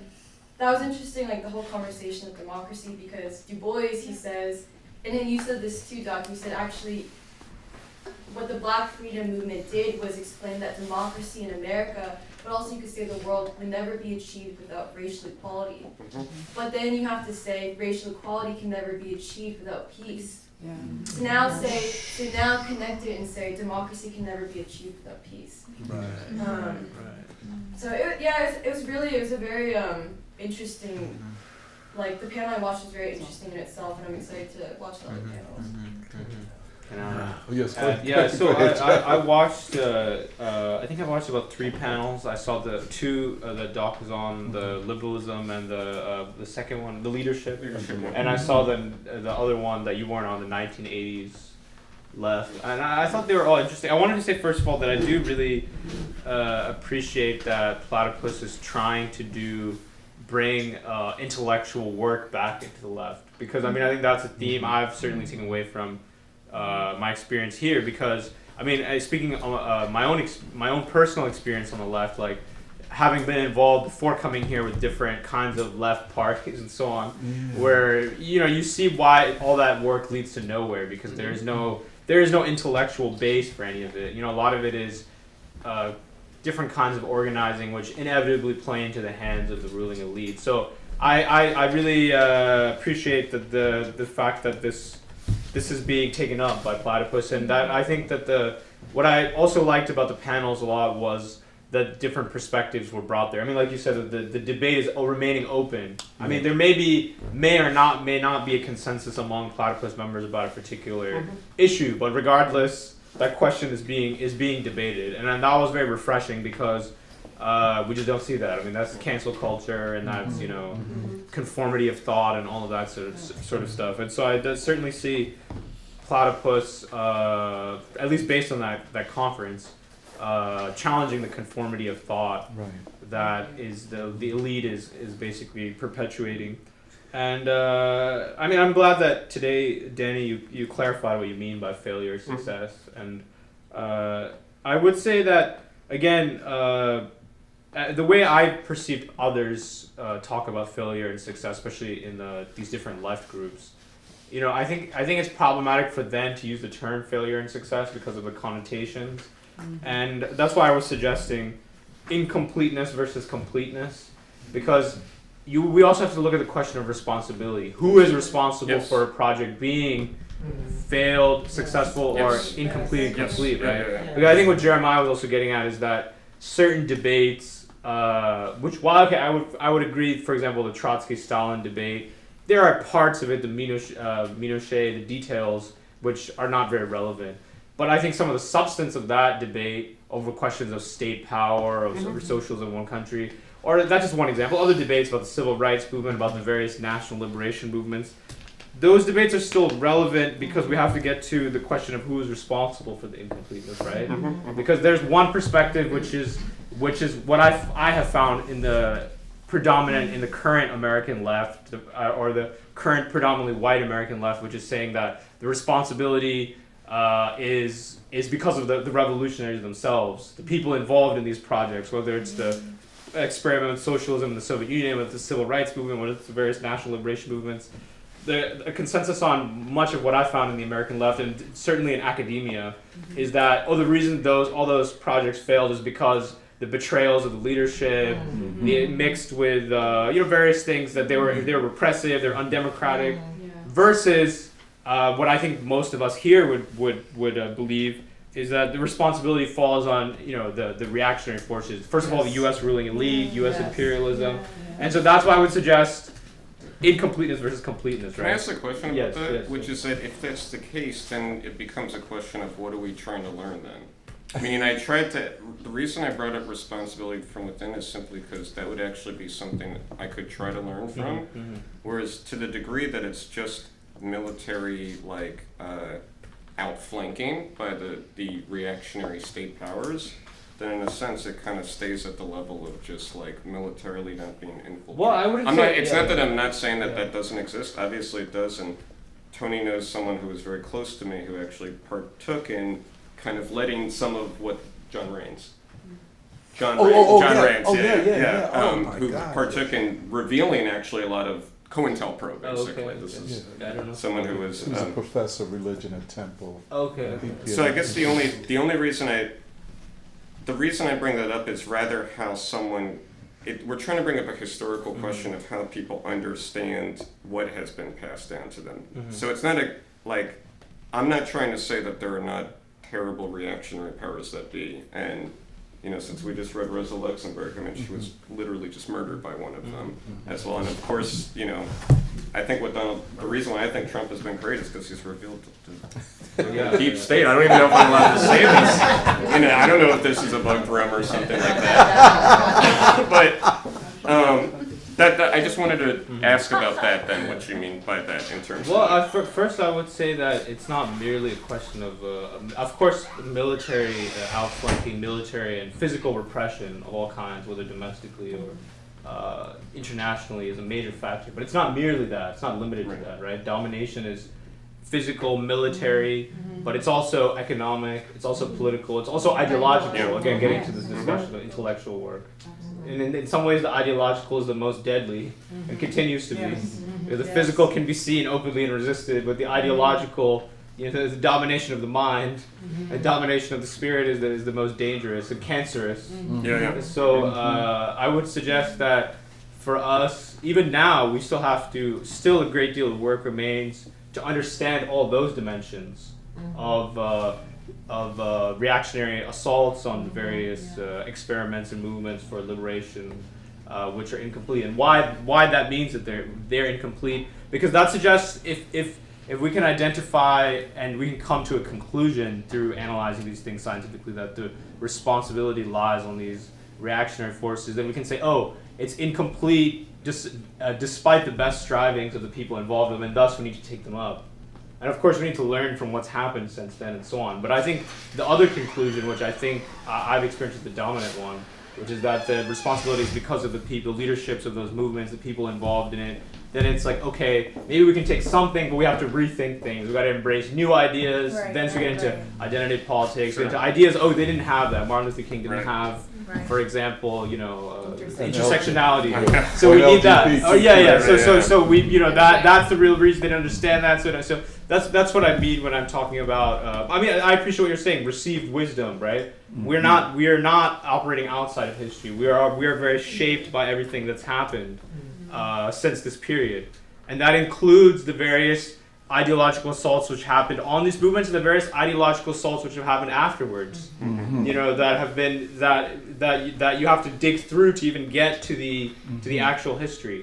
So I think that's the task that's before us, and I think that that's what I liked about the panels, that I think there was an opportunity for some of that to be debated, and it's a process, right? It's a intellectual work. Especially for people who are radicals, who are on the margins of academia, margins of the dominant intellectual spaces. As many opportunities and as many spaces we have to have these discussions, I think is positive. So, and that's the point. We cannot leave this in the hands of the elite. We cannot allow the elite to shape the received wisdom. We can't allow the elite to mediate these debates. We can't allow the elite to be really involved in any way. We have to struggle for ourselves to shape alternative forums and analyses. So, I would say that I got that out of this, and it was interesting. I appreciate that there was an honesty also. There's an honest airing of differences. For example, that you were saying when that second panel, with that Andy guy. Yeah. Oh, yeah. It's an honest airing of differences, or even the debate you had about categories, whether race is merely a liberal reified category, or whether it's a material reality. It's a good debate we need to have on the left, because we can't allow the positions merely to be the liberal reified versus identity politics. We need to get into what are the radical alternatives. So. Oh, I'm sorry. Oh, yeah, go ahead. I'm sorry. Excuse my back, y'all. So sorry. So I understand this because I hate not being able to see people. Yeah. So just briefly, I thought that was so. First of all, I've been so inspired by you guys. You guys are amazing. I haven't felt this good in years. I have been sitting in some lonely wasteland of liberal, wishy-washy, crazy pants. Yeah. Anyway, my mind is really clear right now. I'm feeling good. I'm feeling so inspired. You guys are amazing. So I just see the future here. So round of applause for all you guys. But no, seriously, you're inspiring me to go back and just really rejoin the struggle, because I have been kind of sidelined and just depressed, and COVID has made it that much worse. But I just want to say, my mom, Karen Talbot, our mother, who was in the peace movement, she started from a radical perspective with her family being raised, and her father would have these, university students like you come to the house and they discuss Marx and the peace movement and all that. Well, the peace movement wasn't quite coming up, but yeah. Anyway, so she was raised with all that and that background, that knowledge, and was a serious student of Marxism and Leninism and all that good stuff. I'm not. I'm terrible. I just sat there and absorbed it from the atmosphere of the ethers. Yes. So I was lazy. My generation got lazy. They weren't, but I got lazy. So she then she went from that into the Vietnam War, the anti-Vietnam War movement, and got swept into that, and the civil rights movement, and all these things that, and then eventually the indigenous rights movement, the American Indian movement, right? That we mustn't forget were amazing. And then that led her into the international peace movement, against for nuclear disarmament and all that stuff. And she saw the interrelatedness of all the issues, and she ended up working again on all these issues with the women's movement, against the apartheid in South Africa. So she really saw the interconnectedness of these movements. But one thing I always took away from her, like I said, I've gotten lazy. I'm going to get back to my studying. You guys are encouraging me. The one thing I always got from her was, she says, the class struggle, Micah, the class struggle. You have no idea how vicious the ruling class can be. And that's what they want to obscure. They want to obscure that there is a class struggle. They want to obscure that they're out to get the people of the world. They are actively out, right, to oppress and viciously attack them. And any movement, including you guys, they're out to attack you. They're out to divide us against each other. I see nothing but division out there, and I'm sick of it. Like, the left, the right, the yada. And I've lost my groups. I've got, I got all, how we got those identity politics. I'm a gay woman, but I'm progressive, and then I'm voting Democratic because there's no other choices. Suddenly I'm with the Democrats, and they're not making sense anymore. I thought you guys were for this, but now you're what's up with that? And so then it's that person on the right is starting to make some sense. I agree. You're talking about liberal rights. The state, don't let the state, oppress you, right? And so I'm like, but I thought you were about bodily autonomy, and what's happening here? Anyway, so I'm so confused. I have lost my groups. Nobody wants me, and so I think I'm back with you guys. Yeah. So thank you very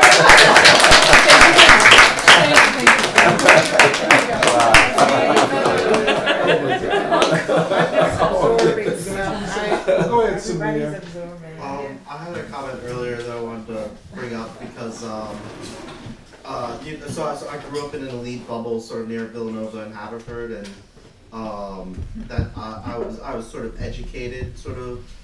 Danny was talking about great books. My mom is from Britain, and so I was taught Latin, and I grew up on the main line, so I understand what you mean about how it's a whole bubble, and I didn't really exit that bubble until I came to Temple and North Philly and got involved in activism,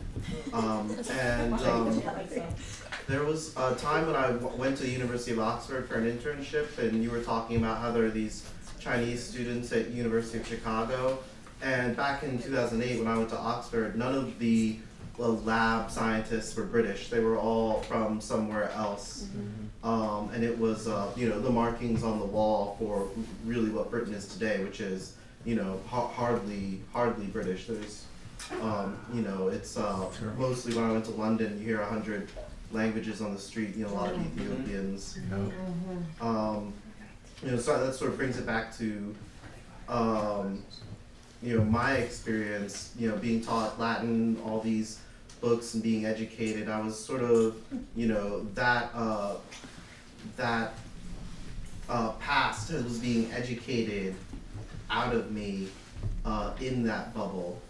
And it was only until I got exposed to the ideas of the free school, I was liberated by these ideas of a new possibility. And it was only until I studied the civil rights movement and Black history that I was able to see India in its entirety. Wow. So it was only by studying the civil rights movement I was able to go home to India. And I think even the Indians in the free school talk about how Indians don't even know India even more because of the corruption of the Indian elite. And then, just to comment on what Danny said about the deep state, I was, driving with my Starbucks oat milk latte, and I was listening to NPR, and I was listening to Donald Trump say that, he's introducing Mike Pompeo, and it was just real casual press conference, like, oh, Mike Pompeo, sometimes they call him Mike Deep State Pompeo. And I will spit off my oat milk latte. That's so funny. Anyone else? God. Go ahead, Michelle. No, I don't. Would you like to say something? I won't Yes, say sir. much, but I I think I heard a little bit about the convention from both Caleb and Doc after they got back from Chicago, and I found it to be a really exciting harbinger of new times to come, and also I think a turning point in the general ideological landscapes. Something else we've been talking about is how this has been 10 years of free school. Actually next Saturday is the 10th anniversary of free school.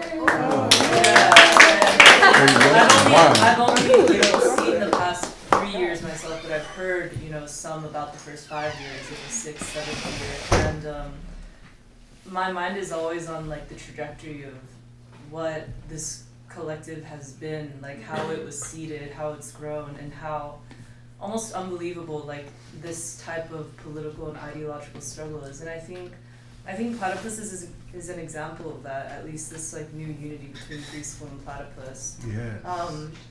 Yeah. Because the first time I ever heard about Platypus was in early 2019 through Caleb and then Zayu, and I had a really hard time understanding how it could be congruent with the ideas of the free school. And seeing that congruence now is, for me, it's just very exciting, but I think it also points to how the deepening crisis is leading to a heightened commitment to the truth among a certain category of people who are, I don't know, particularly intellectual or particularly emotional, particularly moral, but I really think that in the next 5-10 years, there's going to be a lot more people looking into free school for clarity or looking to have some type of relationship to these ideas. And as someone who is very committed to the vision, the project of free school, it's also very interesting for me to see that people engage with these ideas in different ways, in ways that I wouldn't have conceived of. That is not the way that I choose to engage with them, but I think the example of the Platypus Convention and the way that we've all spoken about Platypus has led me to think about the way that I practice politics more broadly or more creatively as well. So I don't have that much else to say. I think this is a special turning point. And I think this also has to do with coming out of 2 years of COVID. And, people are looking to reconsolidate over something. And Doc and we were talking about this a bit this morning, but I think the truth stands the test of time, and this is also proof of that. So Emily, do we have any? Doc. Let me just see if we have any comments, and then Meghna. She's gonna read the comments. She's gonna read the comments. Meghna's Meghna's gonna read the comments. Sorry, I didn't know if you were. You guys. Okay. Well, I'll just go ahead. Vaughn Allen Goodwin says, "Good morning, brother. Tony, I still remember our times of reading "Parting the Waters" by Taylor Branch." Don DeBar. I'm not. Can I just say something? Ramadan Mubarak, brother. Yeah. Don DeBar, I'm not sure exactly. Maybe the I think he was conversation. referring to when Doc was talking about the Black Power movement and Stokely Mm-hmm. Yeah. He says, I see this in New York a lot. It is similar but not identical to Trotskyism, in my honest opinion, in terms of function, definitely. What does he say? Who is someone? Don DeBar. Mm-hmm. I think he's talking about like the Black Power, the Stokely Carmichael trend. Okay. I think so. Yvonne says, Tony, did someone drive you around to see many of the changes since you were a student there, especially in the Black community on the south and west sides? No. I know that I was quite surprised during my first trips to Chicago after about 15 years, the impact of gentrification in Black communities, where on the west and south sides we in the Panther had organized. I'm sad. If I could just say something, Chicago can almost be read as a very tragic place. Yeah. I get the sense of tragedy more there than here. Although we could speak of the modern. Because of the political machine. No, because of the devastation of the working class. I can see that honestly. Because it's interesting because actually when Caleb was stopping in Pittsburgh, he was telling me that it reminded him a lot of Detroit. You were saying, right? Yeah. And I think probably Detroit and Chicago would just say similar in some ways. Poverty is true. And yeah, I mean that's the thing. Like I don't know because Philly is the first city I really spent a lot of time in, and became very politicized in. And now I'm living in Pittsburgh for about it's been about not been a year yet straight, maybe like 8 months. But I do sense that there's some special kind of spirit and spirit of struggle. Like it feels like there's a lot of problems, a deep sense of alienation and suffering here, but you feel like the fight is still going on here. Yeah. You know what I mean? In Pittsburgh, as I go around, I try to find like equivalents of what's here in Pittsburgh. Of course, there's no equivalent of the free school, but I try to find, what is the equivalent of the Church of the Advocate? What is the equivalent of other institutions? What is the equivalent of Nation of Islam? But I'm trying to find, but you find like a lot of it is either gone or kind of co-opted and sold out, if I can say. And it just feels like, I was telling Derek earlier, it feels like being in like almost like a city that's it's from the industry perspective, so de-industrial, like an industrial cemetery. Yep. And it's like people are building on top of that carcass. Yeah. There's like, because Pittsburgh and I think Detroit and other places, I don't know if Chicago might be similar, like lost so much of its population from like the 80s until the mid 2000s, and then there's the med university driven and health driven and big tech driven repopulation. So it's like you'll go around and you'll see like, oh, here's a bar. Oh, this used to be a bar. Oh, there's like an abandoned factory. Oh, this bar used to serve the people from that factory. They used to come after the night shift, drink here, the next shift. But now, that factory is repurposed into condos. This bar is repurposed to a hipster place. The whole city is full of that. And then, so I'm trying to read, like, remember I was telling you, Dennis Brutus lived in Pittsburgh. Yeah, August Wilson lived in Pittsburgh. There was a whole black arts movement, black theater scene in Pittsburgh. What happened to all that? It's like everybody died, the theater closed, institutions closed, the factories are gone. And you get that spirit of devastation, and then on top of it is this shiny, happy, plastic, university, big tech, And so, and it's very interesting in Pittsburgh because across the color line, like, the neighborhood I live now, it's called Lawrenceville, and it's a very hip neighborhood, but I talk to people even like 10, 15 years ago, it was like an opioid center of Pittsburgh. It was all white people. And it's still a handful of remnants are left of like, you could see like white working class people worked their whole lives, and now they're just seeing around them everything change, Well, just apropos what Yvonne was saying, and this idea.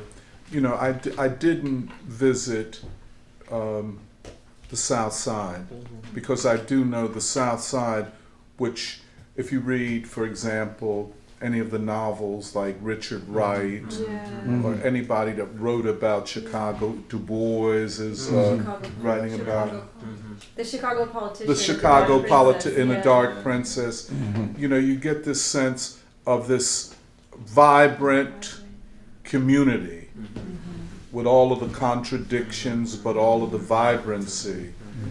And now to see that wiped out, I was afraid, actually, I have to go to the South Side because I didn't want to see any more tragedy. You know, in fact, I mean, even the way you read. Can you talk about when we were driving from the airport, you were looking at the architecture? Yeah. But just like what Joe was saying, he feels a vibrancy here. But to me, I have to say, I feel a deep tragedy and sadness about Philadelphia.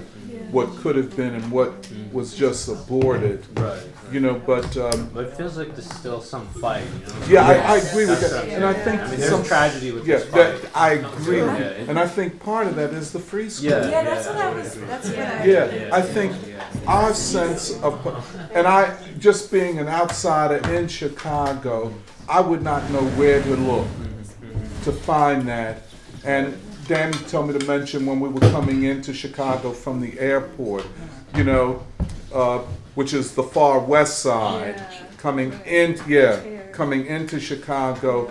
But one of the things you see about Chicago, at least in the Loop, in the downtown area, they preserved some of the buildings from the 30s and 20s, and not just it's a different thing. But I didn't get to the west side. Obama's responsible, right, for a lot of the stuff in the South Side. Oh yeah, that's where he started his politics and you know, all the stuff he was involved with there, the university and other stuff. Absolutely. I think Michelle Obama was involved with the University of Chicago.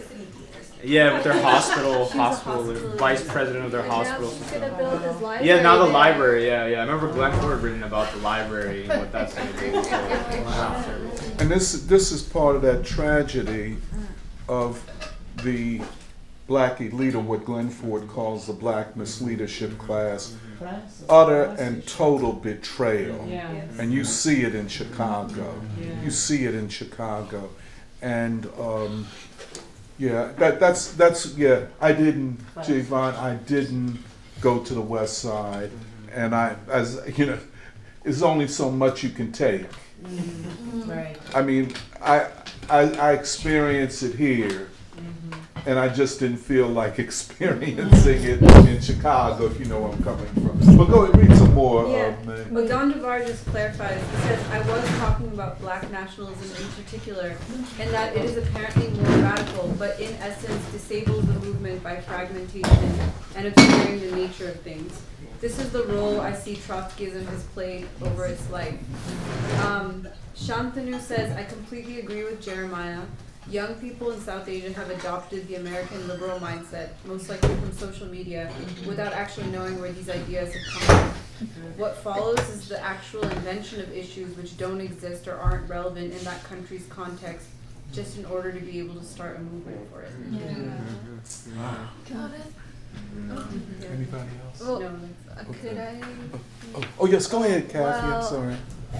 There's still a lot to process, and I'm just really grateful to be part of the free school. That I feel like this method in sociology to even analyze Chicago first, and then to be able to even do a little ethnographic study of the Platypus International Convention. It's all sort of something that I feel like it's a really wonderful training, because I certainly think that I visited Chicago before.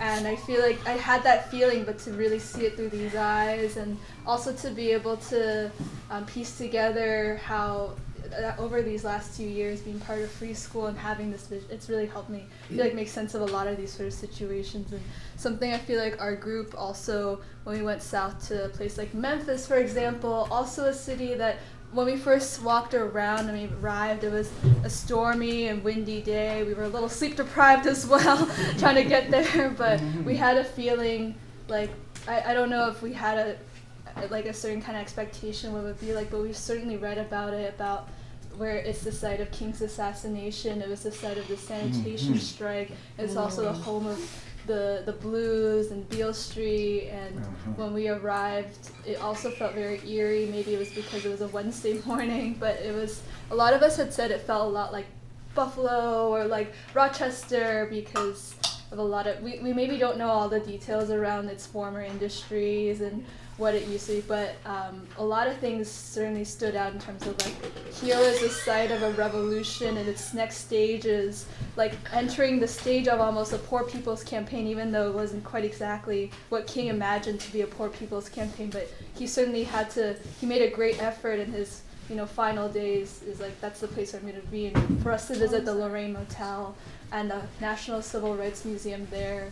And I feel like I'm glossing over a lot of details, so definitely jump in after. It was like, in terms of being able to go there and see sort of the neighborhood which surrounds the Lorraine Motel, it still sort of shook us because I feel like King may not have been very happy with the state of Memphis today. It may not have really moved forward since that I Am a Man sanitation strike, like the young people, the young black kids and the families there. And there was even a woman who was protesting the National Civil Rights Museum because they have built such a shiny museum. Like, we're behind this tour group of young students, black students from Cincinnati, and it's very glossy, but it also seems like the protest was about the fact that it almost feels like a gentrifying force, or like it doesn't quite fit in. Oh yeah, please go on. Eddie had a good formulation where he said, in some ways, first of all, like Memphis, it's actually really felt sad, Memphis. And Eddie had the formulation where he was like, in some ways, Memphis is a city that really went downhill. And so they've resorted to pimping out the civil rights movement. And that's why the woman was protesting. Institutions. But actually, I actually think the main theme from going to Memphis and Nashville was something you said, Doc, during your commemoration of King's birthday, where you said, I don't know if America, and especially black people, have been able to heal from King's assassination. Because, actually the thing that really hit me hard was the Stax Records Museum. Because it's located in a neighborhood that's very black, very working class to this day. And in the museum, you could see, like, first of all, the whole story of Stax Records is really beautiful. Like, it was started by a white guy named Jim Stewart, who was a bluegrass fiddler. And he and his sister started just a record shop at first.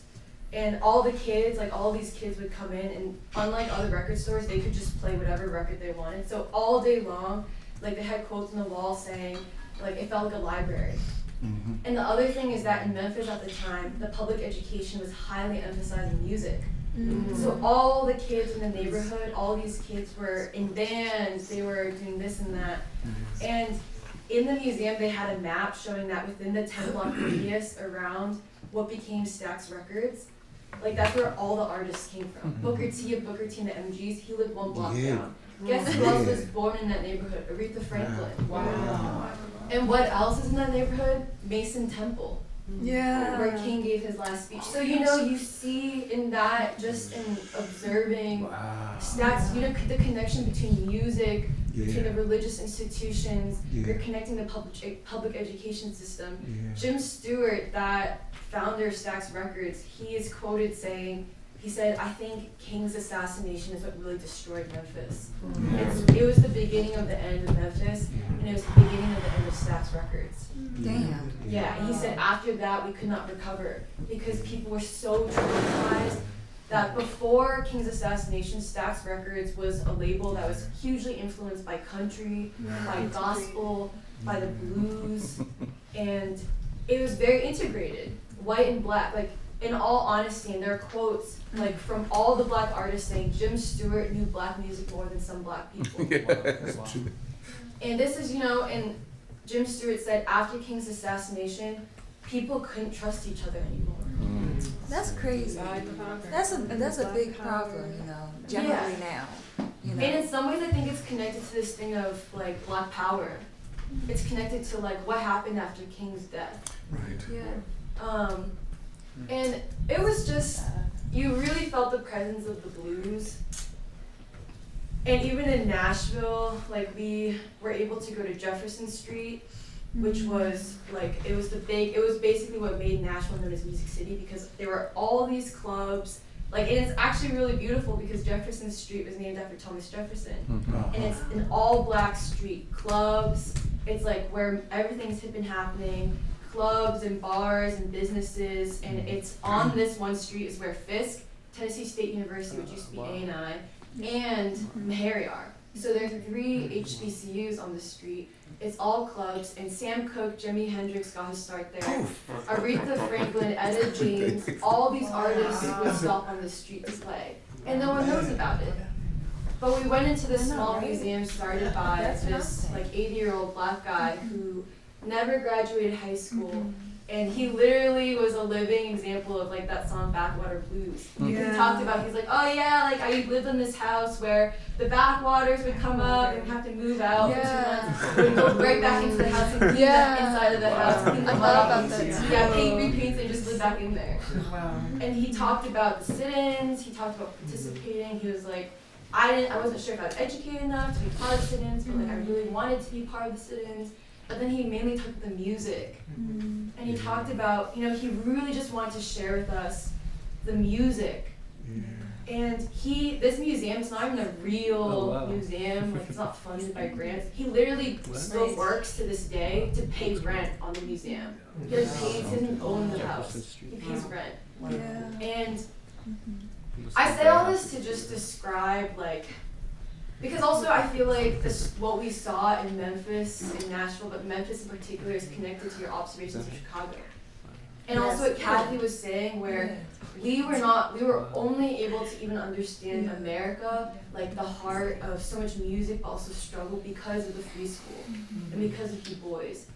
But I also think there's something interesting in that our trip, like we all kind of were surprised at how musical it was. Like it was just music, music, music.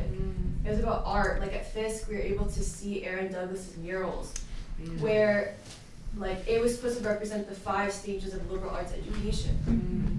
And I don't remember what they are, but I think you know how it is. Oh, I only know a couple of them, but I think it was science, philosophy, history.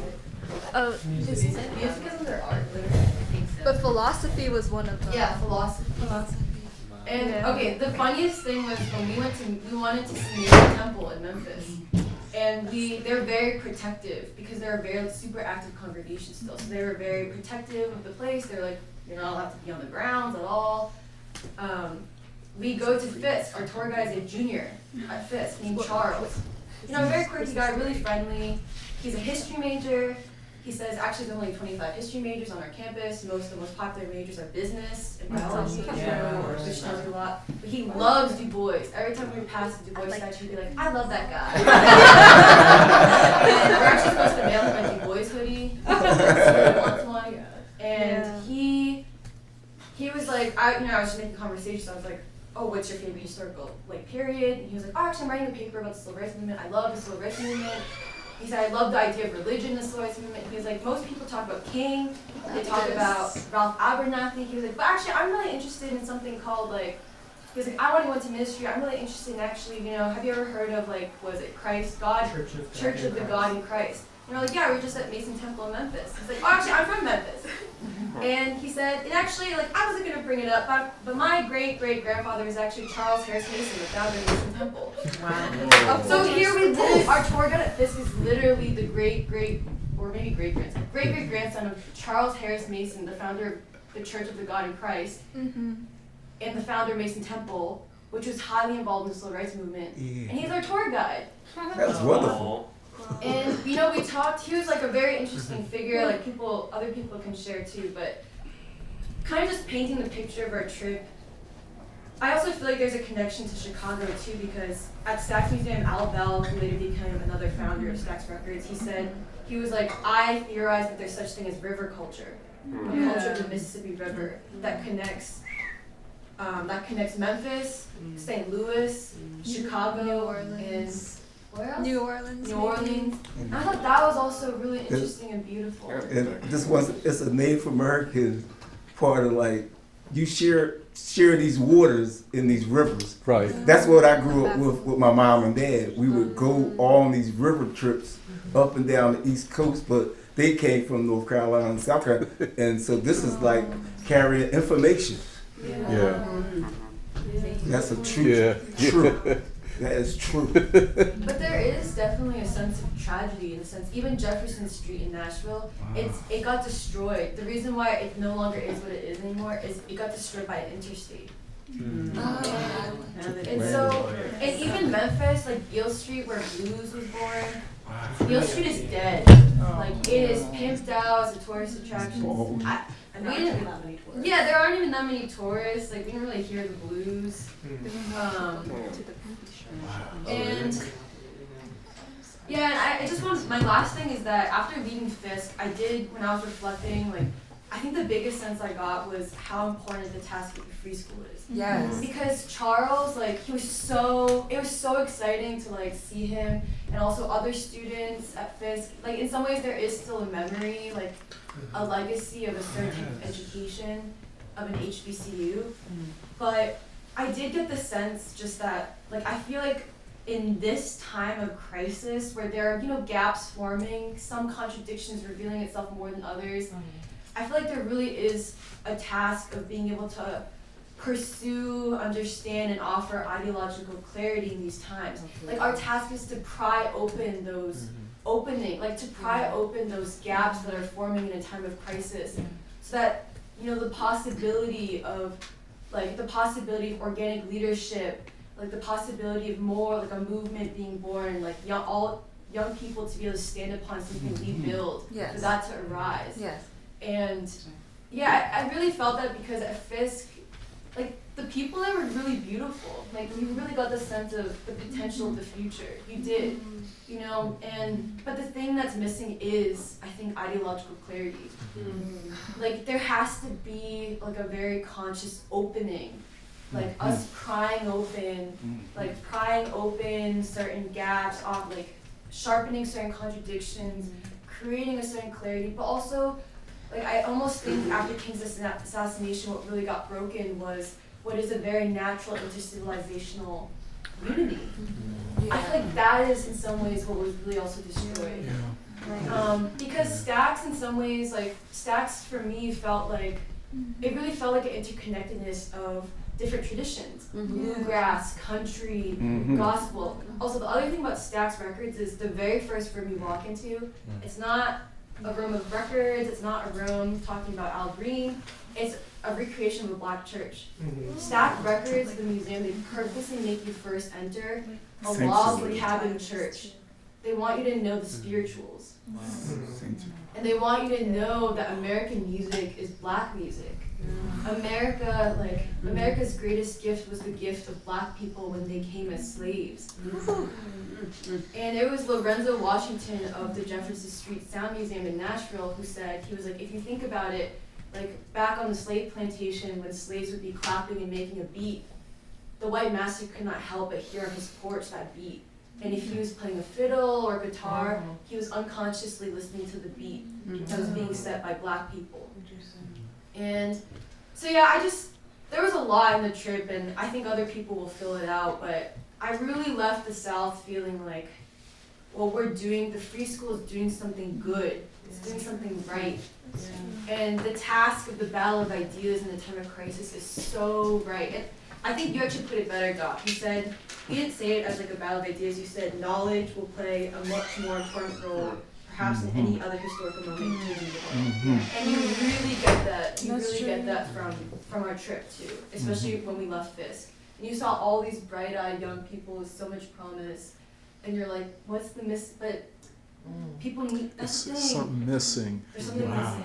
Yeah, just what you said. Okay, good. Let me see if Alice wants to say something and if Eddie wants to say. I think Jeremiah was going to say something. Oh, I'm sorry. But go ahead, Jerry. Go ahead, man. Well, yeah, just to add, I think I'm technically from the South, but I don't think I really am from the South because I grew up in Dallas, which is a very cosmopolitan city. very suburban, but it was really humbling, I think, to go to Memphis and Nashville. Like, despite the devastation and the disappointment of, like King's assassination and the destruction of the movement, all that, like, I do think that this is just like a sense that I have, but I do think that because the civil rights movement was strongest in the South, that it has still affected the way that people relate to each other. Yeah. And the thing that we were constantly surprised by was how open people were to talking with us. In a way that we had kind of forgotten that people could be open like that after having lived in Philly, where people are much more, there's not that there's a base level of distrust, I think, amongst people. And people are much more closed as a default, and I think for good reason.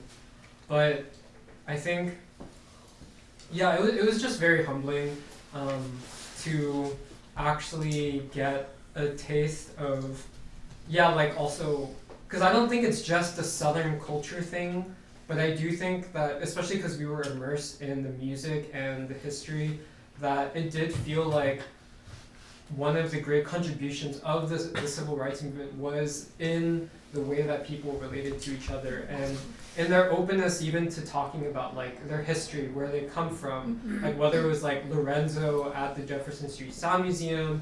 We also went to like a photography collection by this photographer named Ernest Withers, who we later learned was an FBI informant, but still his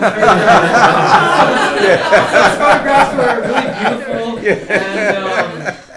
And the guy who manages the collection, he like, we were talking and he said like, he had these 3 pictures of the Memphis strike and King's involvement in it, and he was like, that's me as a teenager, standing behind King, like standing behind like Ralph Abernathy and stuff.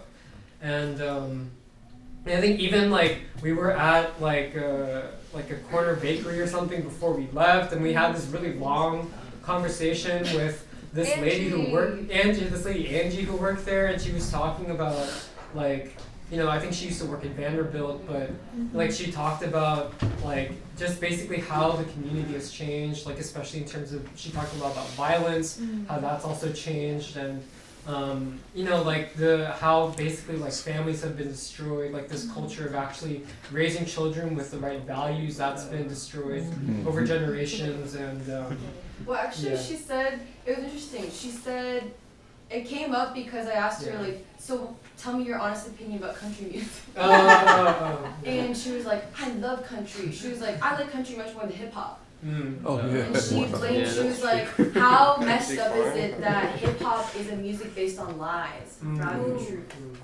She was like, you hear these rappers, they are admitting that they are lying, that they shot up this person, shot up that person. But your lies have a concrete effect on the youth. Yes, it does. Yes, and then she also said, and she also was like, interesting when she talked about gun violence and carjackings, she was like, she actually said, she kind of blamed, she was like, I think the youth are too sheltered. She was like, the problem is that they're kind of entitled. So they think that you can just do whatever you want and not face repercussions. Like she was comparing how she came up versus how the young people come up today. And it kind of reminded me actually of China, because I think in some ways, there's a certain, like, you gain a certain experience or value system under extreme circumstances of suffering. Versus now, I think China has to reckon with a change in values that they didn't anticipate. But yeah, sorry. Well, I would also mention how Joe, like, he gave us a ride. Yeah, it was really nice because I think Kathy mentioned it. Like there was like a really bad rain the day we got. A tornado. Yeah, there was like a tornado like the day we got there.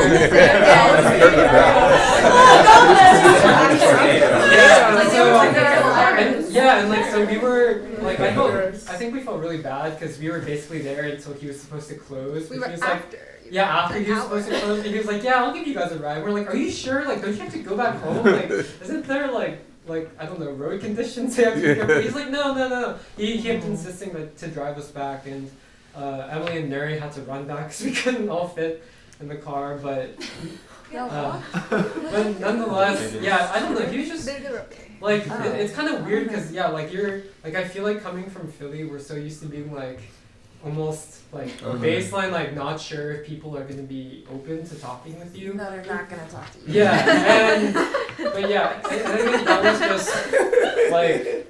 It's very different even from, the environment that I was mostly used to in growing up in a place like Dallas, which was really interesting. And I think it's given me a new appreciation for the South.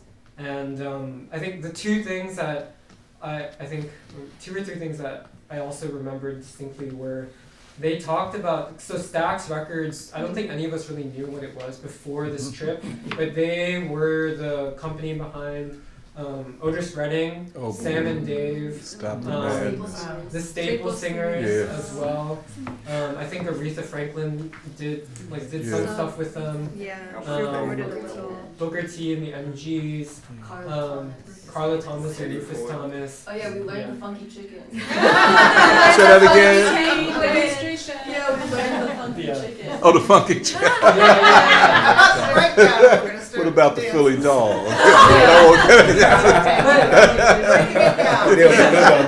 Yeah, we didn't know the funky chicken existed. The breakdown. Okay. But the really fascinating thing about it was they talked. It was actually the one thing was, I think Stax was the most ideologically clear museum I've ever been to in my life. That was really interesting because they went into the philosophical nature of soul music, of the Gospels, of the as people mentioned, the sociological, ethnographic nature of the river culture and how that contributed to all this. But they talked about distinctly the differences between Motown and the Memphis sound, and also they talked about the Philly sound as well. So what did they say were the differences? Well, they said that how Barry Gordy was the main person behind Motown. How he was had a lot of business acumen, and he had a whole vision for what Motown would be, and then they were, I don't know, there may have been a little bit of competition between Memphis and Motown for sure, but they were saying that Motown, they were very focused on having a cross audience appeal, appealing to white people as well. It was very polished. And so it was very, as Kathy said, the sound was a lot more polished, whereas with the Memphis singers and artists in the studio, they were deliberately, there was a quote that I really liked where they were saying, in the sounds of the singers and the music of the Memphis sound, there's a lot more of a straining.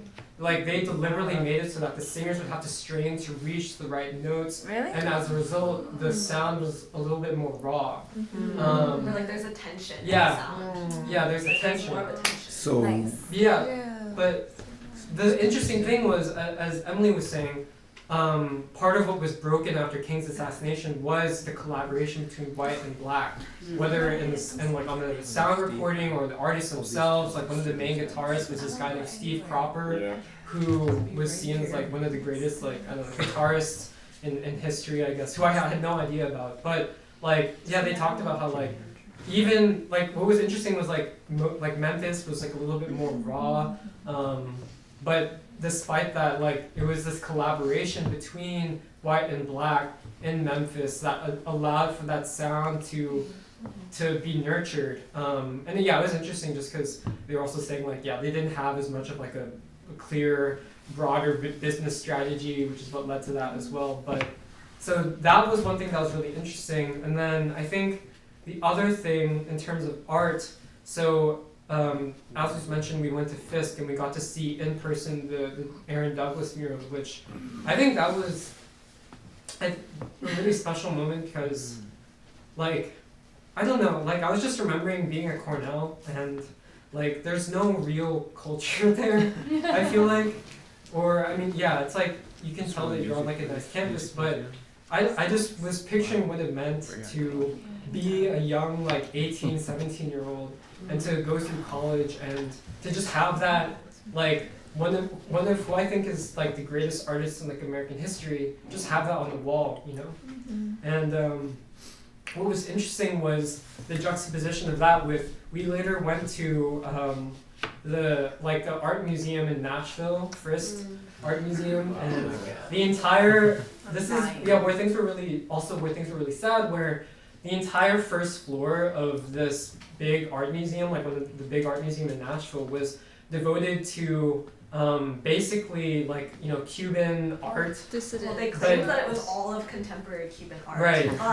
But the entire actually it was impressive because I had never encountered an art exhibit that was so ideologically clear in the sense of being completely basically devoted to regime change in Cuba. That was the entire purpose of the art exhibit. And it just felt so out of place with everything else that we'd experienced with Nashville and Memphis. There was another exhibit on a higher floor for this artist named Alma Thomas. And her art reminded us a lot of your art, Serafina. Because just the way she was working with colors and all of that, but it was just that juxtaposition of whether it was Fist with Aaron Douglas versus this and all the art for the Cuban stuff, it was just so ugly. It made you feel so bad inside. Just on an emotional level.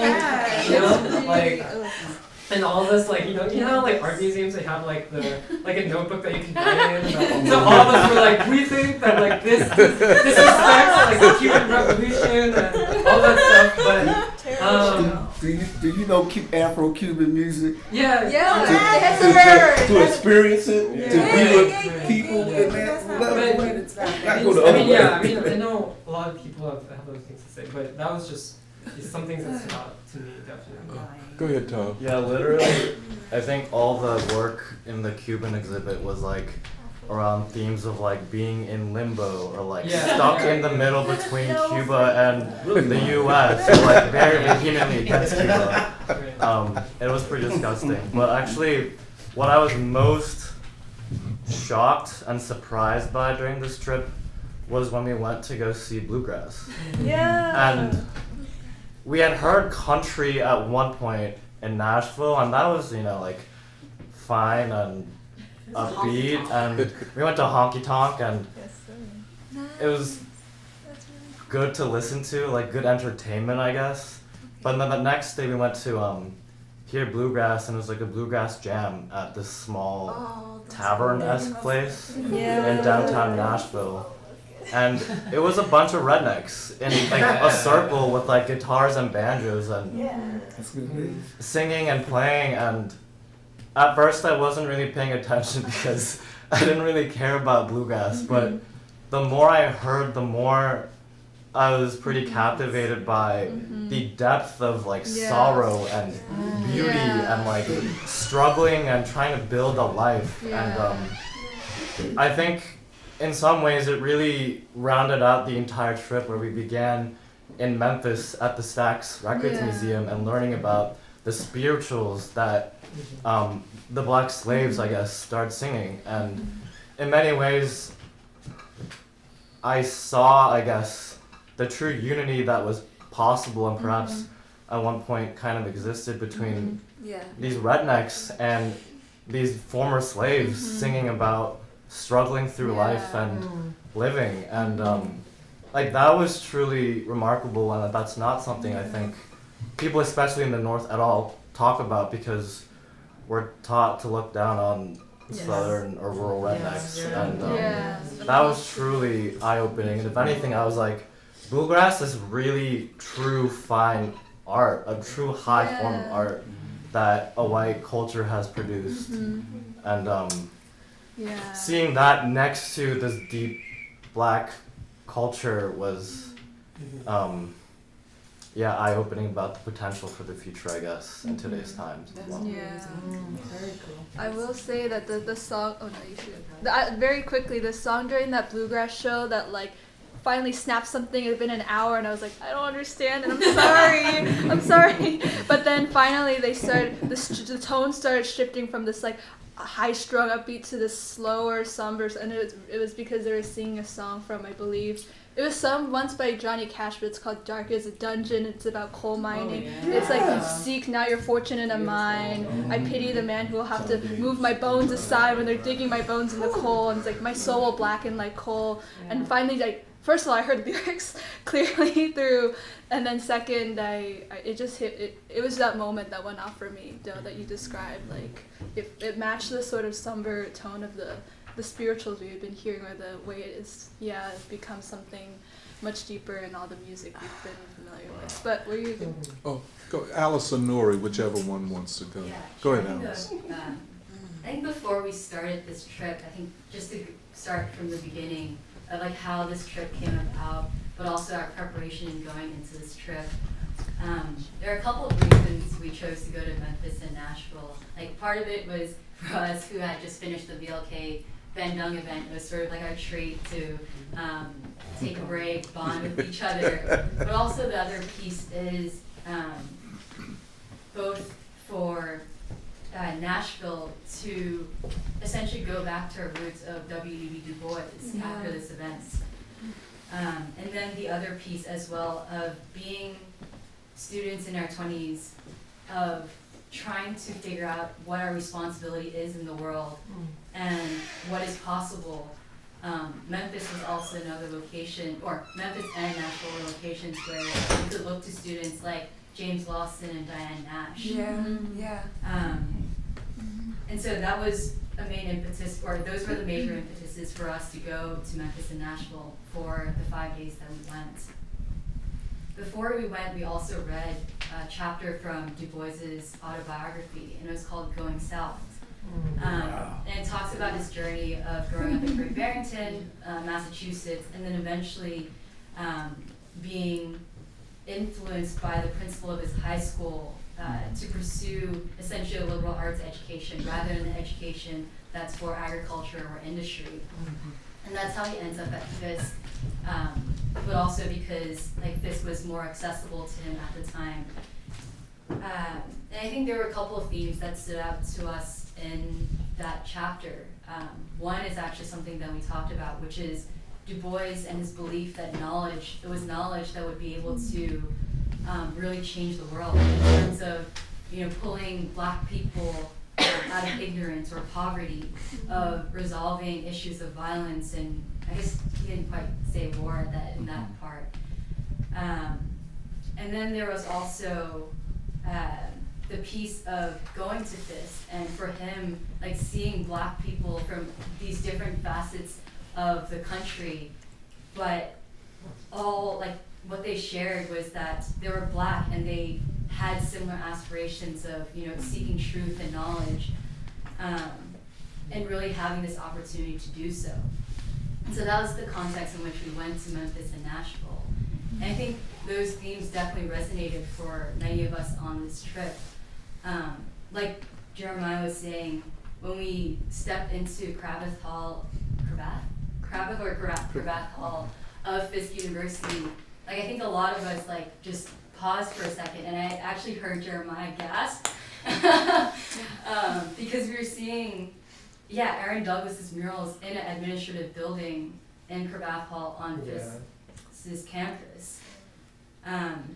And also as we were moving through Memphis and Nashville, you could see certain connections. Like Fisk University, their main gallery is called the Carl Van Vechten.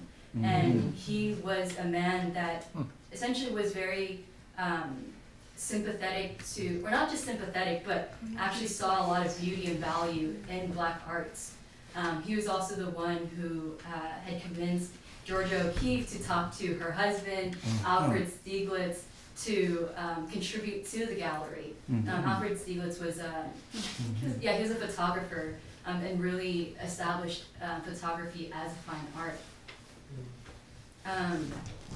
But where was I? Oh yeah, with the gallery, Carl Van Vechten, and then also like Aaron Douglas later, Aaron Douglas, who is who's the person who essentially started the art department at Fisk. And to see his murals, and then also to see that like these connections of Aaron Douglas having created pictures for the Crisis magazine for the NAACP. Knowing Du Bois, knowing Langston Hughes and his time in New York with the Harlem Renaissance, etc. Like all these different individuals that we've discussed, and you could really see what Du Bois was saying in that chapter of Going South, a civilization and potential, and potentiality or Potentiality. yeah, like all these different artists, students, and leaders of the like sit-in movements and national, etc., being really woven into this fabric. And then when we were at Nashville and went to the Frisk Museum, like Jeremiah mentioned, Alma Thomas, we found out her connection also to Fisk. And this was like in that she was friends with, I'm forgetting the name of David Driscoll. Yeah, David Driscoll, who was later like succeeded Aaron Douglas by I think 20, 30 years and led the galleries as well.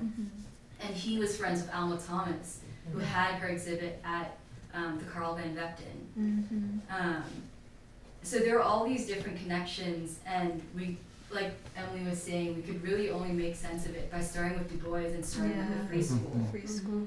And then also this last thing I was going to mention is like this thread of like, what is the potential and also responsibility for us who have seen this or borne witness to this tradition that we're viewing the world, but also seeing that potential through Memphis and Nashville, despite like a lot of the tragedy that's also like specifically also in Memphis as well. Because both at Stax or the Carl Van Vechten, or even as we were moving about Memphis and Nashville, there were these ties between black and white, but also with us as Asians like navigating the South. Like you saw this history where that unity was possible. And this unity that was based actually more so on community and class, because at Stax, but also as we were visiting Memphis in the first couple of days, like black and white were a lot closer than they are in a place compared to Philadelphia. Like the first place we went to was Gus's Fried Chicken. Which was like his own thing. It was like super special, I think, for like to start. But the most, like the part that stood out the most was really like black and white people, working class there, and not just like class struggle, but also class unity in that sense. It felt much more integrated. Like a lot of us opined on like what we felt about relations there, and it felt much more integrated than here. But that also shows like the possibilities, and that by looking to history, we're learning both like the actions and responsibilities individuals took, but also what we can build off of, or revive, or even like as Emily was saying, like really pry open and pull to our current times. And I think a lot of us like came back also with like bringing back some of the South. Because like down there is like simple of like this openness that was returned to us. Like we carry that back here as well. Of like even simple things like yes ma'am or but it actually makes sense of how that's been carried, because this is something that Emily was saying where Doc, you've also often mentioned how black people in Philly are Southern. And it was also like true because when we were talking to Angie, who's this worker at the last bakery that we went to, Emily was like, I could also see her as being someone that we would meet or run into in Philly. And so, that was, I think this also goes back to what we were talking about with like Platypus and the relation with the free school and what's possible in terms of the work that needs to be done and our responsibilities of like pushing forward this history and tradition. Go ahead, Nuri. I feel like when people were so, I guess, eager or like very excited to talk to us, and I think partially maybe it was because it was like 7 young Asian people. Well,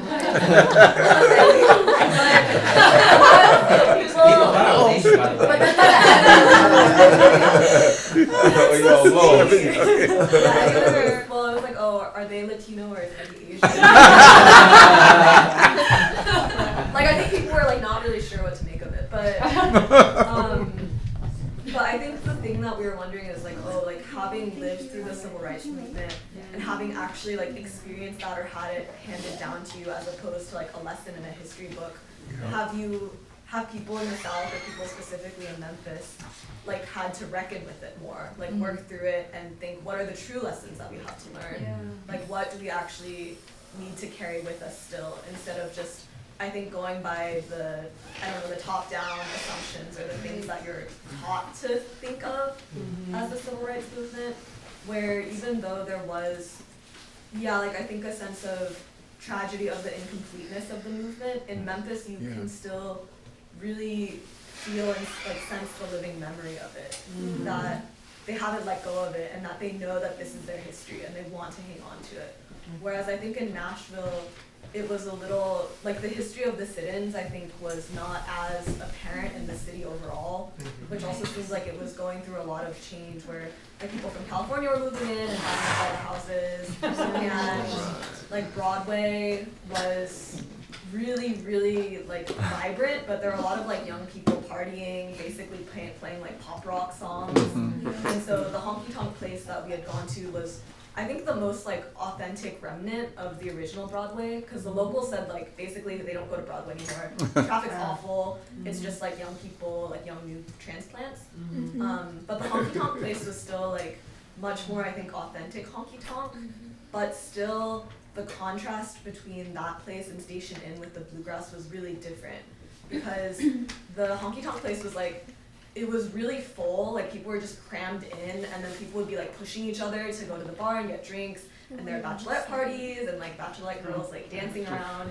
Whereas at Station Inn, it was like a sit down place, and there are a lot of families, and so there wasn't any like ushering or I guess like security or anything, but people just filed in and they were sitting at their seats, and there's clearly like a sense of respect where you don't stand and block people's view. You sit, you have a seat, you like get your popcorn for the family, and you're all there to like actually enjoy the music.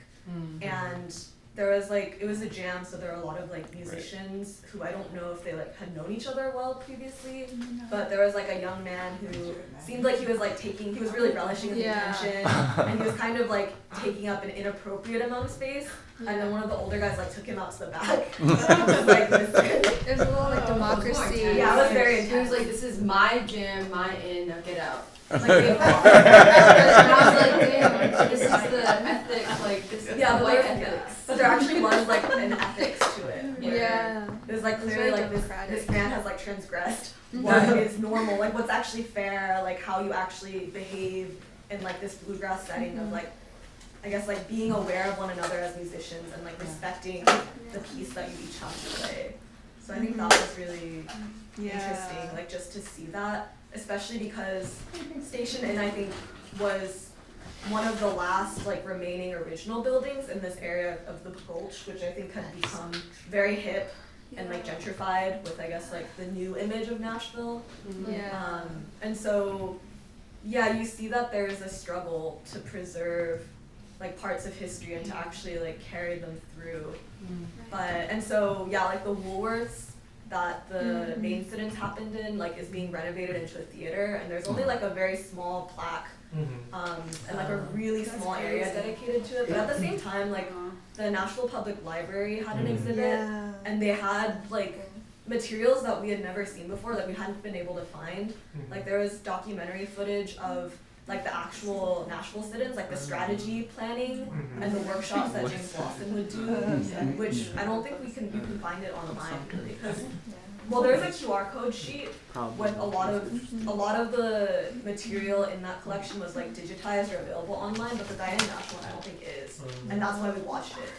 But you can see. You mean a documentary about Diane Nash? Yeah, it was made like at the time. I think it was CBS. They covered it, but it's really valuable because you see like people from the community, like students from all over, and they're so serious and strategic about what they're doing. Like they plan, they go, they do the sit-ins, they're like, don't run, walk with purpose, walk in like groups of like 3, any larger than that will seem threatening, but any less than that, like you're vulnerable. One person speaks for the whole group, and then after you're done, you report back to the church, and you report what happened at every single sit-in, so that you're able to see like, oh, this is how people respond to nonviolence. This is how like we can understand and study and overcome this.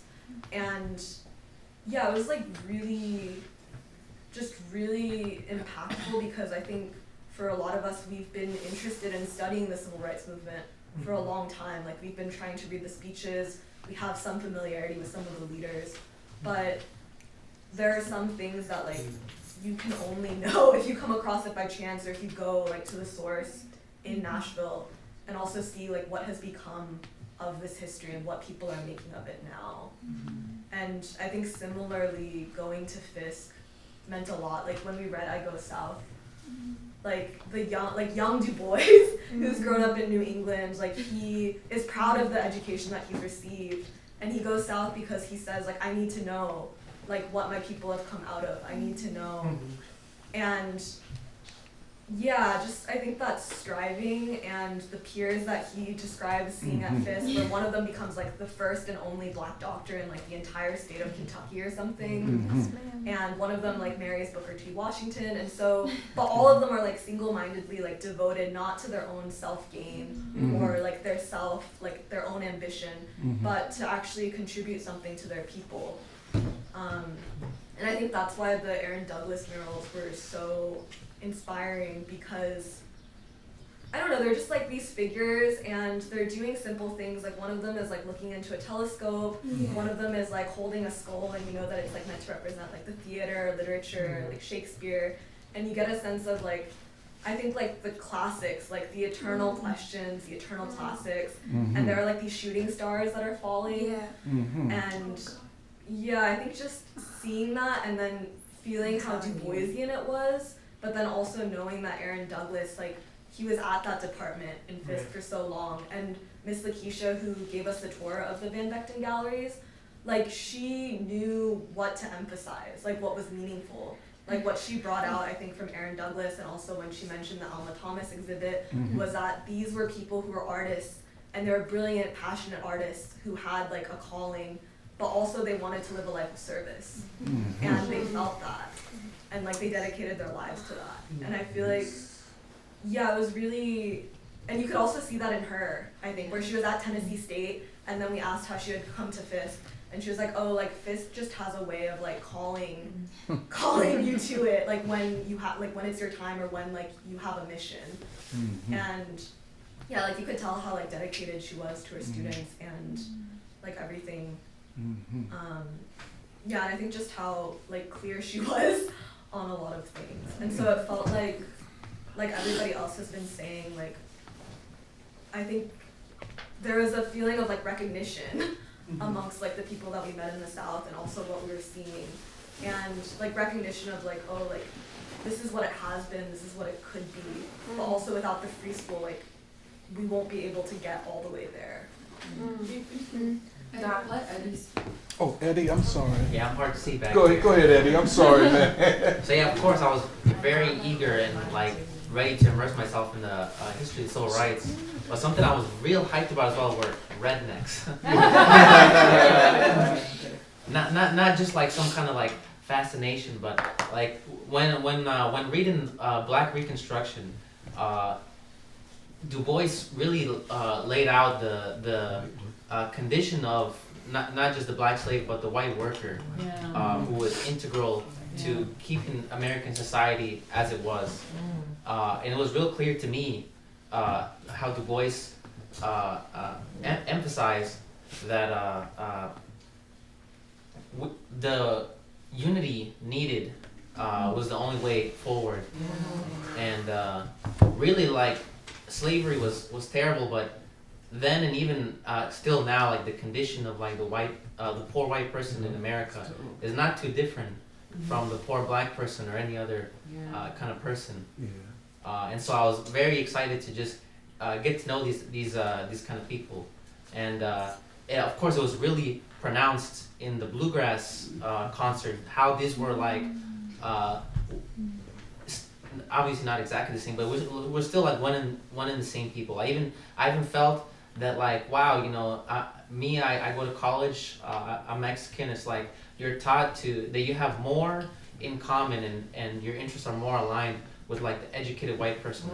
But in actuality, I felt much more like comfortable and felt much closer to like these like random redneck dudes who are singing about sorrow, singing about working in the mines, and it's like you know, especially Mexicans who also have like a ranch lifestyle, who have a striving for land, and even now work in mines, like their conditions are like so similar and so same, and I think it is a convergence of like all working people. But yeah, wow, the bluegrass even reminded me of a Mexican style music called corridos, which were came about to like tell the stories of the Mexican Revolution in song, and the way that they were telling story in song there as well. And so seeing this like oneness in people, like it became so pronounced how deep King's vision was to really tear down the color line and expand the hearts of people, so that you could tackle our identical issues, our shared issues, which were and so what was I gonna say? Yeah, that was very deep to me to feel like, wow, we're not really talking. I just met you. I just have to be standing next to you. But like, I feel that your heart is like more open to me than I don't know. I no disrespect to any random person, black, white, or whatever, that I might find in Philadelphia. And I think that is a consequence of the civil rights movement. And so maybe a redneck right there might not necessarily have like the deep ideological clarity of the world situation and their position in society, but I think their like heart is like so much more primed to advance the world and be one with others than maybe someone I don't know, some young person that I happen to know to be real educated and knowledgeable about the world, and or it might even be actively trying to make it better. Let me call on Sophie. Sophie? Yeah, well, Why don't you tell everybody where you're from?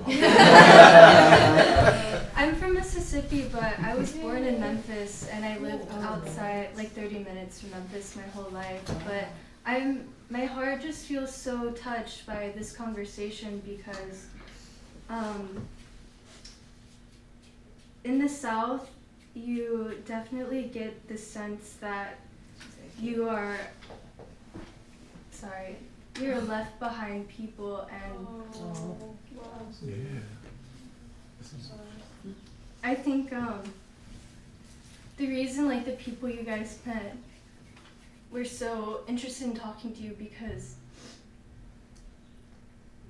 I'm sorry, I don't know why I'm saying but it's true. Damn. Take the moment. This is not a great tissue. Sorry. Take your time. I was reminded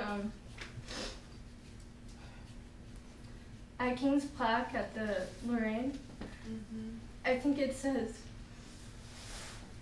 "We'll take the dreamer and slay him and see what becomes of his dreams." And girl.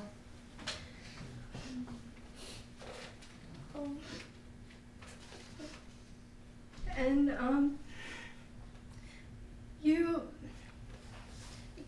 you guys said, Memphis feels eerie. Like even the downtown, which is the most vibrant part of the city, there are so many like empty buildings, and they all used to be where people gathered to listen to music. And it was a city where you went from like rural Mississippi, rural Tennessee to become a musician. And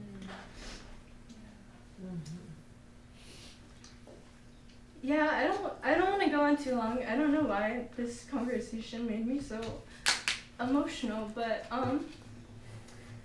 like even the way I grew up, like people have the sense that their history isn't important to the rest of the world, to the rest of the country. And even going to the Delta, which is the birthplace of the blues, it's so sad. So many people have moved away. People still come, but they're left pretty disappointed by what's left. And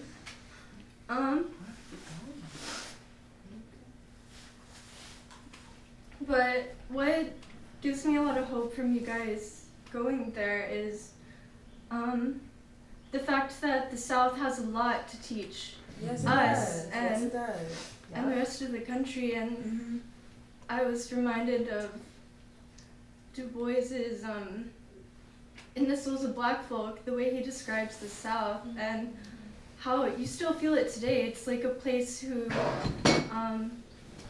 its history is so incomplete, and you feel like the horror of the antebellum period, of the lynchings. You still feel it, and James Baldwin saying like the reckoning of this country will be in the South, I think is so important for us to understand. Yeah, I'll stop there.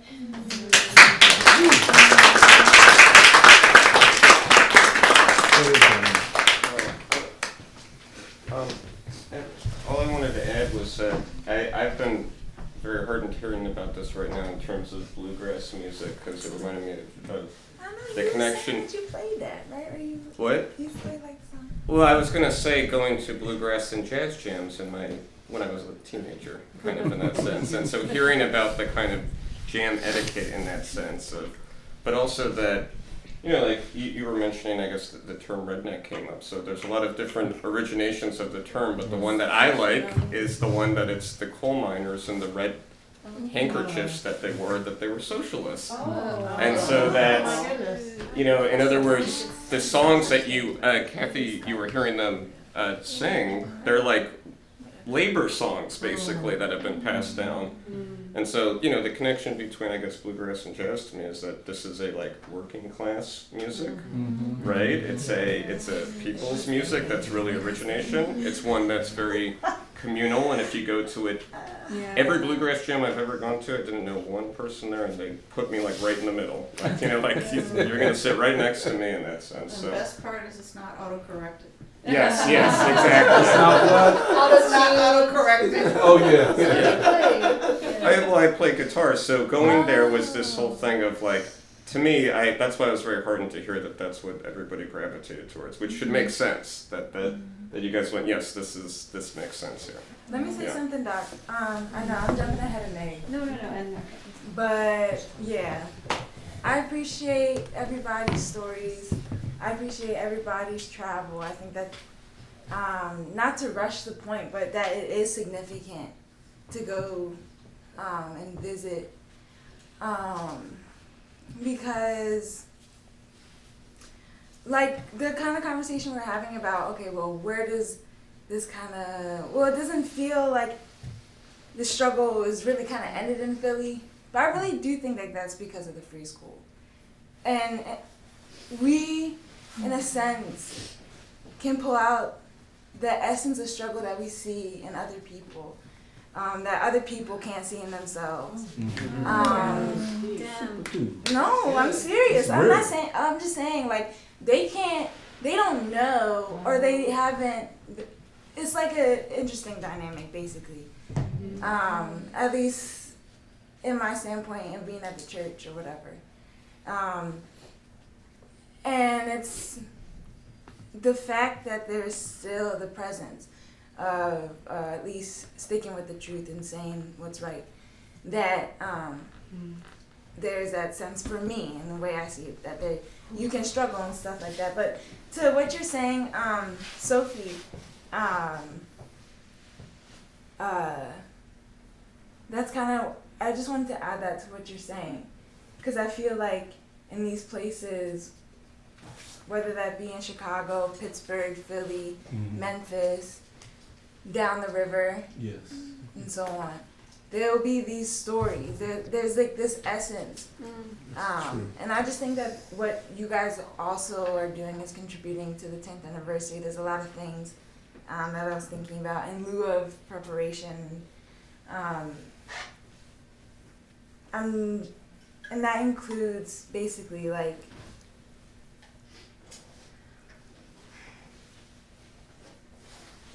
or to say it succinctly, I don't think that without the free school you can bring out the truth in this time in a better way.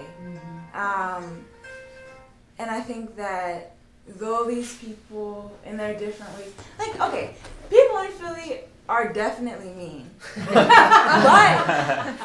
really? But it's like but at the end of the day, right? It's not solely exactly what people say, but you gotta kind of see what they do. Yes. Yeah. But so that's on the table with everything. Yes, But I'm just saying that to say that in different ways and in everybody's, and I'm talking about in terms of like the rednecks, those people that we won't see or know, those kids that we are always passing through, like the Charles or whatever, or the people who are Charles's friends, or the teachers that, you know, all these people and all those stories that in fact we do fight for. And in fact is why I'm coming to the free school and why it really means anything to me.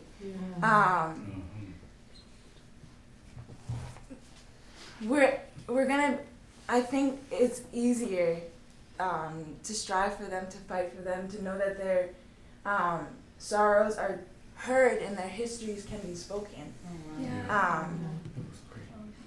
But I just appreciate everybody's trips. I wish I was there. I'm jealous. Go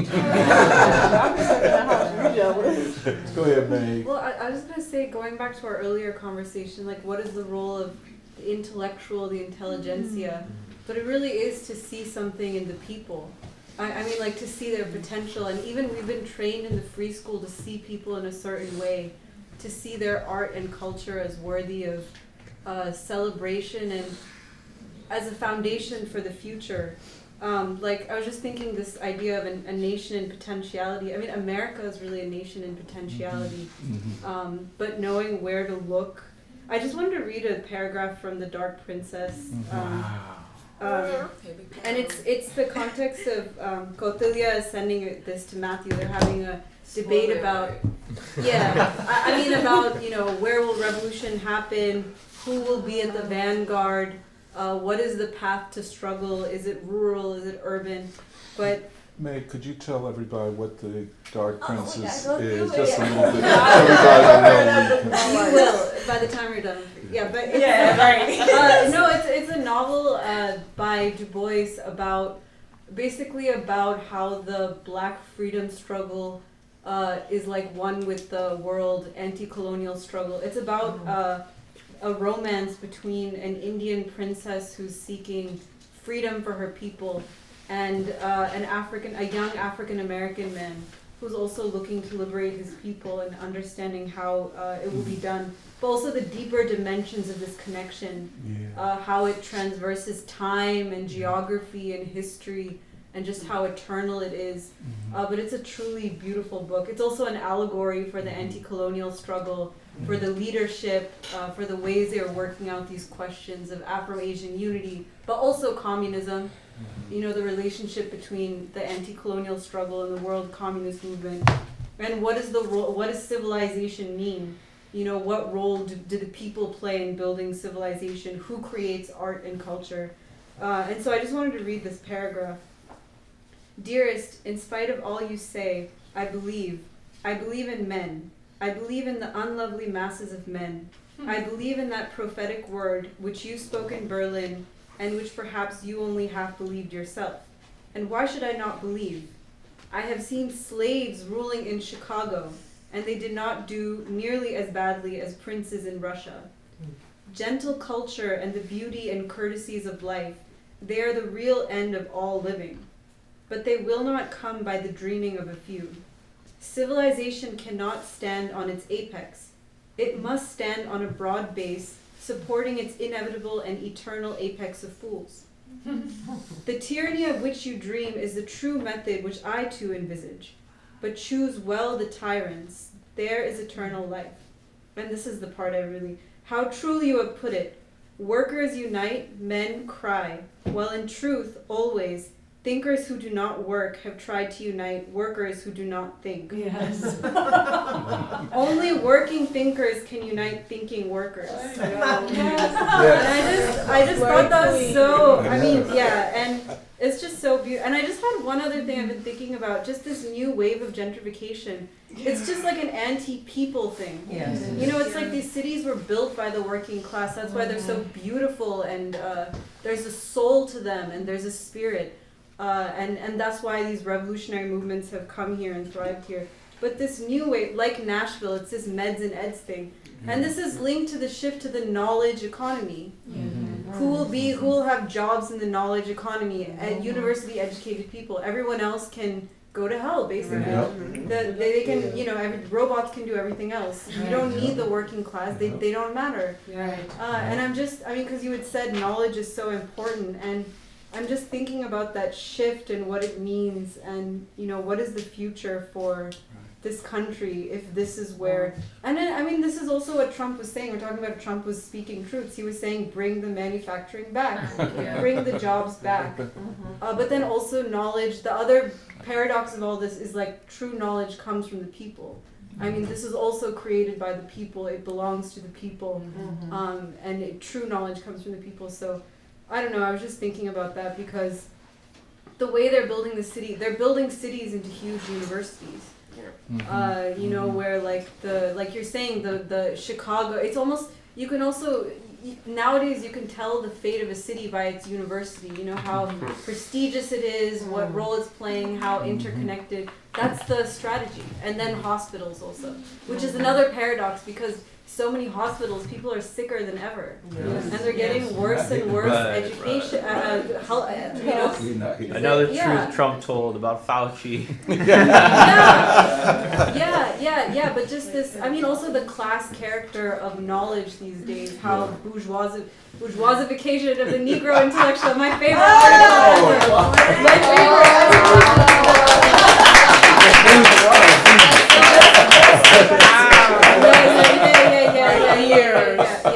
Oh my goodness. So I just mean that process of uniting the intellectual with the people, and the people becoming intellectuals. Right. Yeah, I was just thinking in these descriptions. Can I just say one thing, if you don't mind? Yeah. You know, just on this thing of knowledge. Knowledge as a productive force. And not just in terms of technology. Right. But the whole realm of knowing as a productive force. And even more than that, as a humanizing force. Right. This is why when I was saying there are contradictions here. They can't decide the direction of human knowledge. They want to. And we've all experienced it in these no good universities. But it's bigger than them, and that's knowledge will play a big role in the future. And that, I agree with Serafina 1000%. But we need free schools. We need people studying and debating and giving the confidence. One of the things a lot of people say, oh, I can't come to the free school. I don't understand what you all are talking about.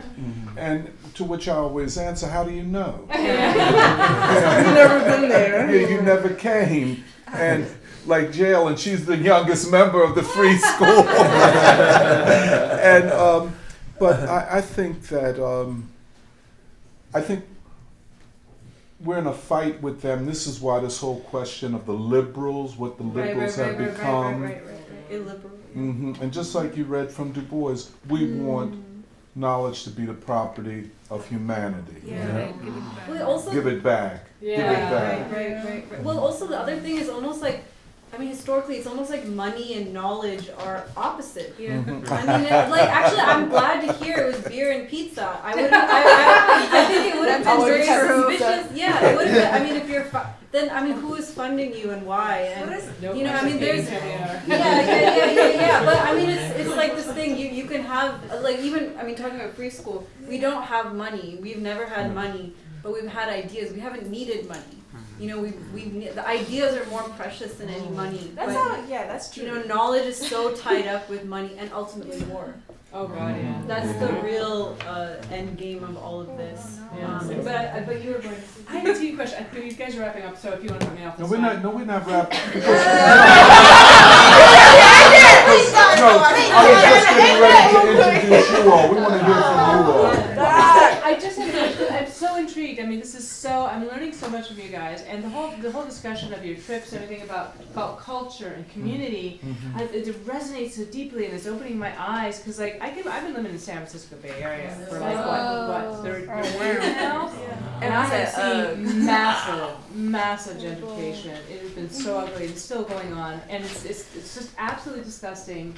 How as Jimmy Dore, anyone watch Jimmy Dore? As Jimmy Dore said, if you want to see what the Democratic Party is about, you go to my state where the governor is Democratic, all the people executive, the Senate, and everything. The legislature is completely controlled by the Democratic Party, and what have they achieved?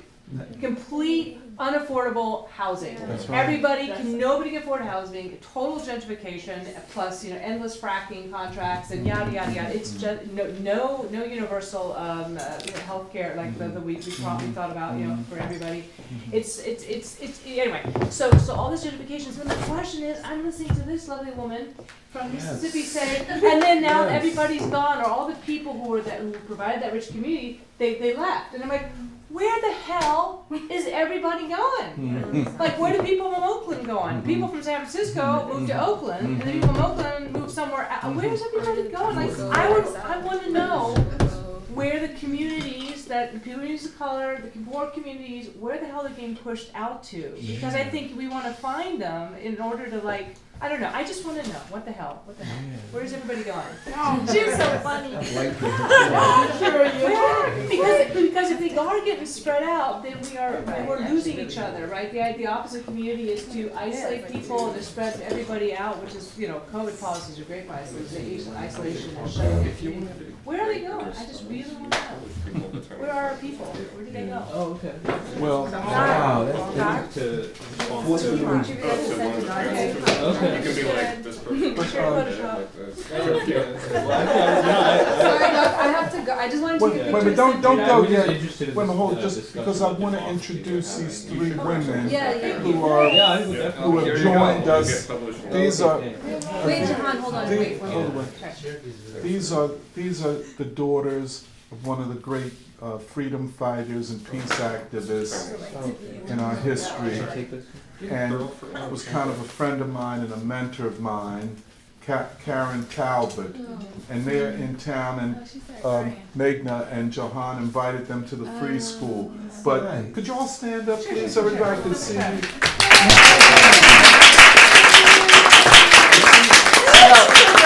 how tall they are? That's your mother was tall like this. Would you all like to say something? I mean, starting from this end.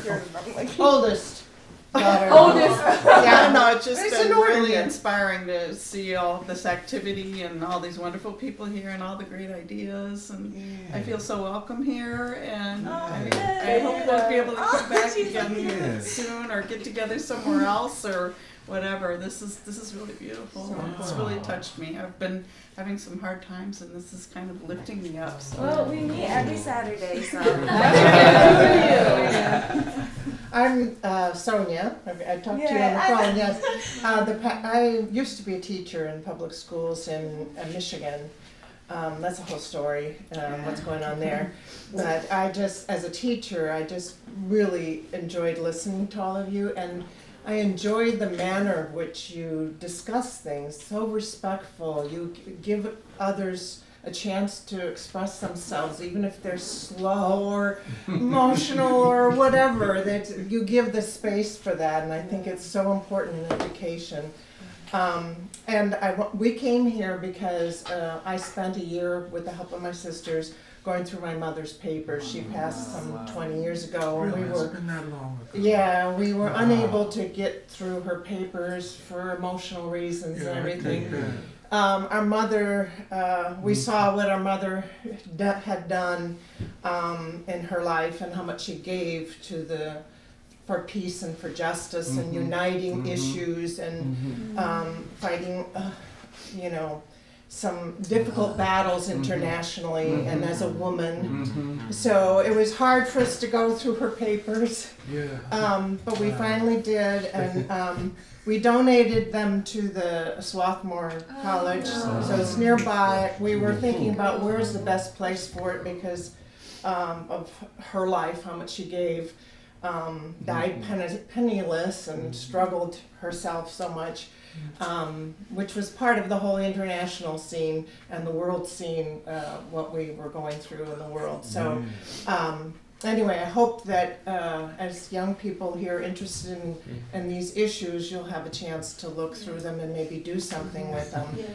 For me, I wanted to do something with it, but it's too emotional, it's too heavy. It's kind of hard to dig it. Yeah. See, because I knew your mother, and I worked with her, and I know sometimes y'all must have felt, where's our mother? Yeah. I know that, but let me tell you, Karen Talbot, and it's so good that her papers are going, I know what you mean, you know, how difficult, because I know when my mother died, I couldn't go in the house for 5 years. But I know how that is.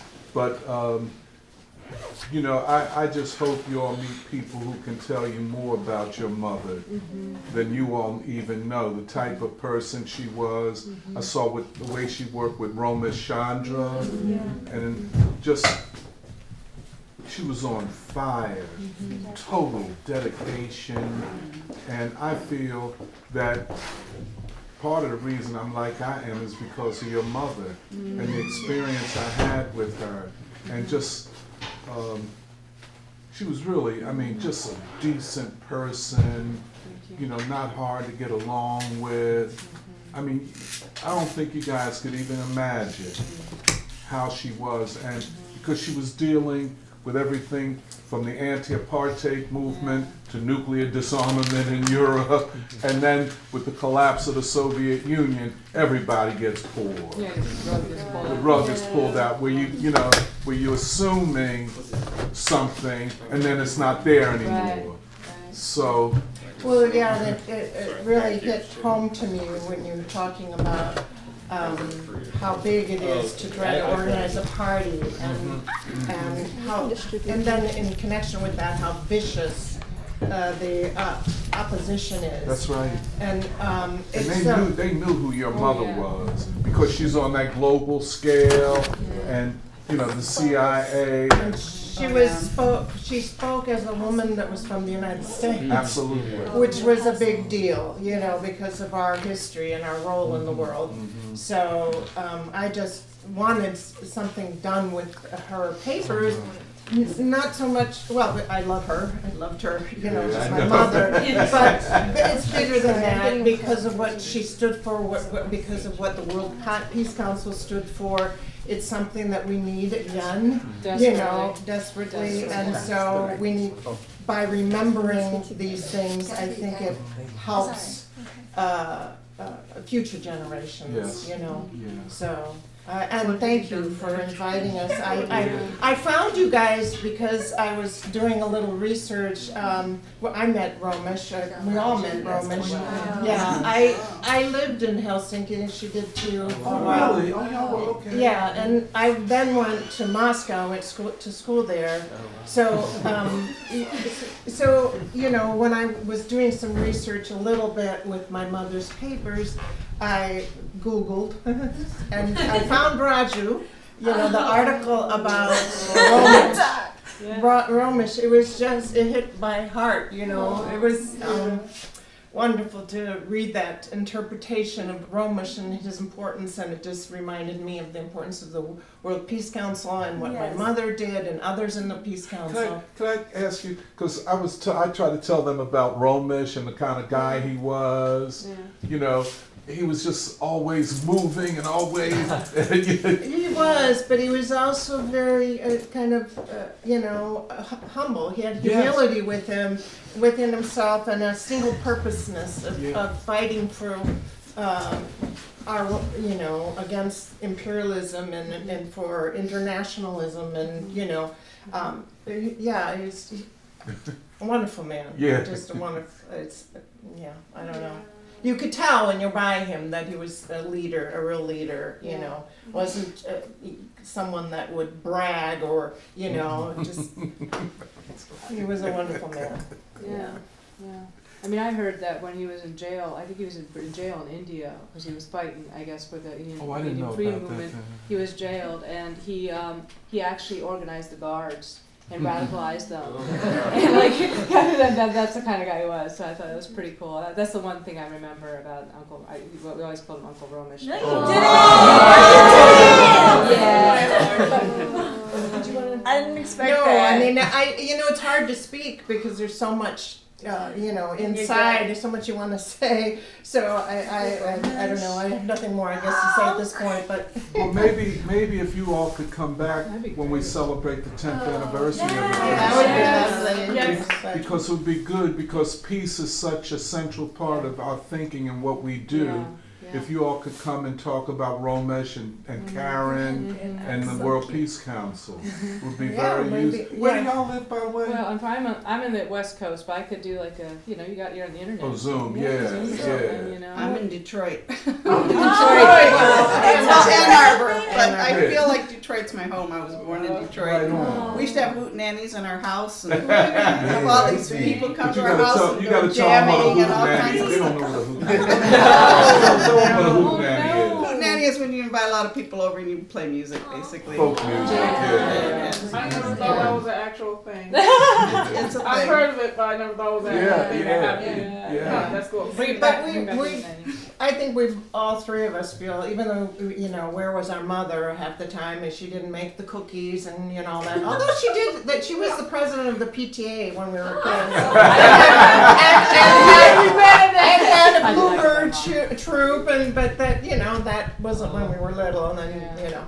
But we were fortunate because of our parents too. Our father was a UAW unionist in Detroit. Angelo I've heard of Datos. him. What was his name? Angelo Datos. Angelo Datos, yeah. Oh. Yeah, he worked, yeah. And our stepfather, her father, was Steve Talbot, an Oh anthropologist. yeah, I know him. I heard, Native yeah. American Studies, Yeah. passed a few, just very recently. Surrounded So by his power. his students occupied Alcatraz. You know. Oh. Yeah. So I just recently read one of his articles about Alcatraz. So yeah, we were fortunate growing up at that time. Lots going on. Lots going on. Well, now I want to say something. Oh, now everyone's looking at me. No, please. I don't know. It's just like, you know, listening to the free school because you was like, y'all have so much emotion, and I was like, yeah, that's what these these people do to you. This is what this group does to you. They welcome you and they make you feel emotional and stuff. And that's one thing, like, I like to see the free school, and you know, when we talk about it, because I wrote about something that was like so far the world's like relying on machines, and machines are doing everything, all the work, and it's like sooner or later, it's like people are going to replace us with machines. Yeah. And I was like, well, I mean, that's like fine and good, but like the one thing a machine doesn't have that humans do have is emotion, heart, thinking, all feelings. And so like replacing someone with actual feelings, heart, and emotion with something that can't feel, can't, you know, have emotion is hard, and it's going to be harder for it to, like, you can't have common sense with a robot. A robot just knows what its computer is telling it, what digits it's going to do. It's not like, you know, humans. So that's why I feel like, you know, we probably need more in the free school, more members, more younger members. I agree.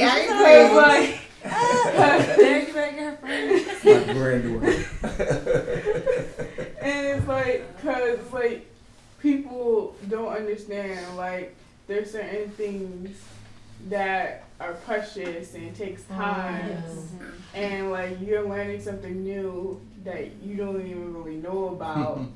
It's always like something new. It's like I haven't been going here a month, but I was like coming here is like it's really easy to catch up with what's been happening and what's going on, and it's easy to understand. And it's like, where do you say Americans are mean? They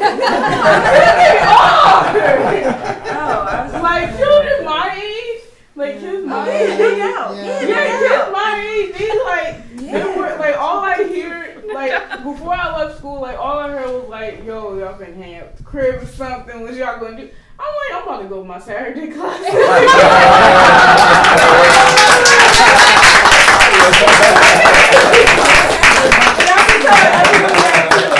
I really used to tell everyone that. I'm like, I gotta go to my Saturday classes.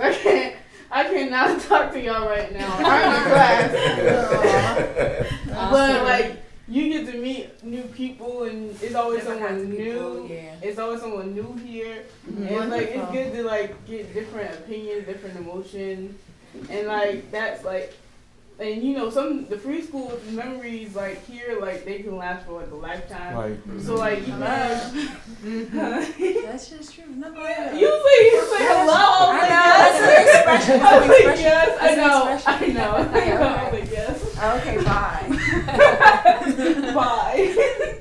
And it's like, so even if people do think you machines are all superior, and they have all the knowledge, like it's certain questions that are beyond the computer's reach. There's certain answers you can't get from a computer. You have to look at a book. You have to look at documents, papers, and there's certain memories you cannot have with a computer. And it's certain feelings that a computer is not going to feel. Like, I wonder how they're going to replace therapists with a machine. Yeah. Like, how you going to... They're already doing that. Right, teachers. Or teachers. Teachers. They're going to give the longest answer as ever when it's, like, a really easy solution to the answer. You won't have to describe every in detail of it. It's really going to be hard because... Like, there's certain jobs that need emotion and needs affection, like counseling in school, that needs emotion and affection so you can understand the students. A robot's not going to be able to understand a 15-year-old girl or something. Yeah, she's having a mental breakdown every day. This is a robot. It's not going to be able to feel that. But it's like, and it's the thing with the like higher power. That's what we say in my school. It's like the higher power. And so like the higher power is love. You can say that, but like the higher power is like like probably in England a higher power would be like the king, the queen. Like here it's like the government, the president. We call it the higher power in my school. And we like the higher power. Well, Jalen, I think because it's 2 o'clock. Yeah, it's not 2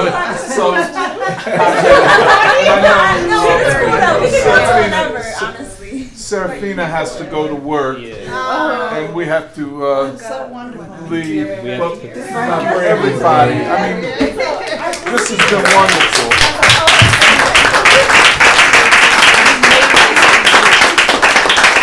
Could I just make one quick announcement? Just put April 23rd on your calendars at the church, the Episcopal Church of the Crucifixion. We're doing a joint event with them called Our Common Struggle for Justice and the Legacy of W.E.B. Du Bois. That's a Saturday, so the Saturday Free School will meet there. So everybody, we'll say more next week. Night or Saturday? It starts at 10 o'clock in the morning. It's an all-day conference. Because I'm interested in By the way, I wanted you want this. I've been to my collection before because they have Don't like it here in the field. I'm gonna say, so digitize Okay. So like, who are you? Actually, I was curious because I want to go to that, but I think I'm flying back.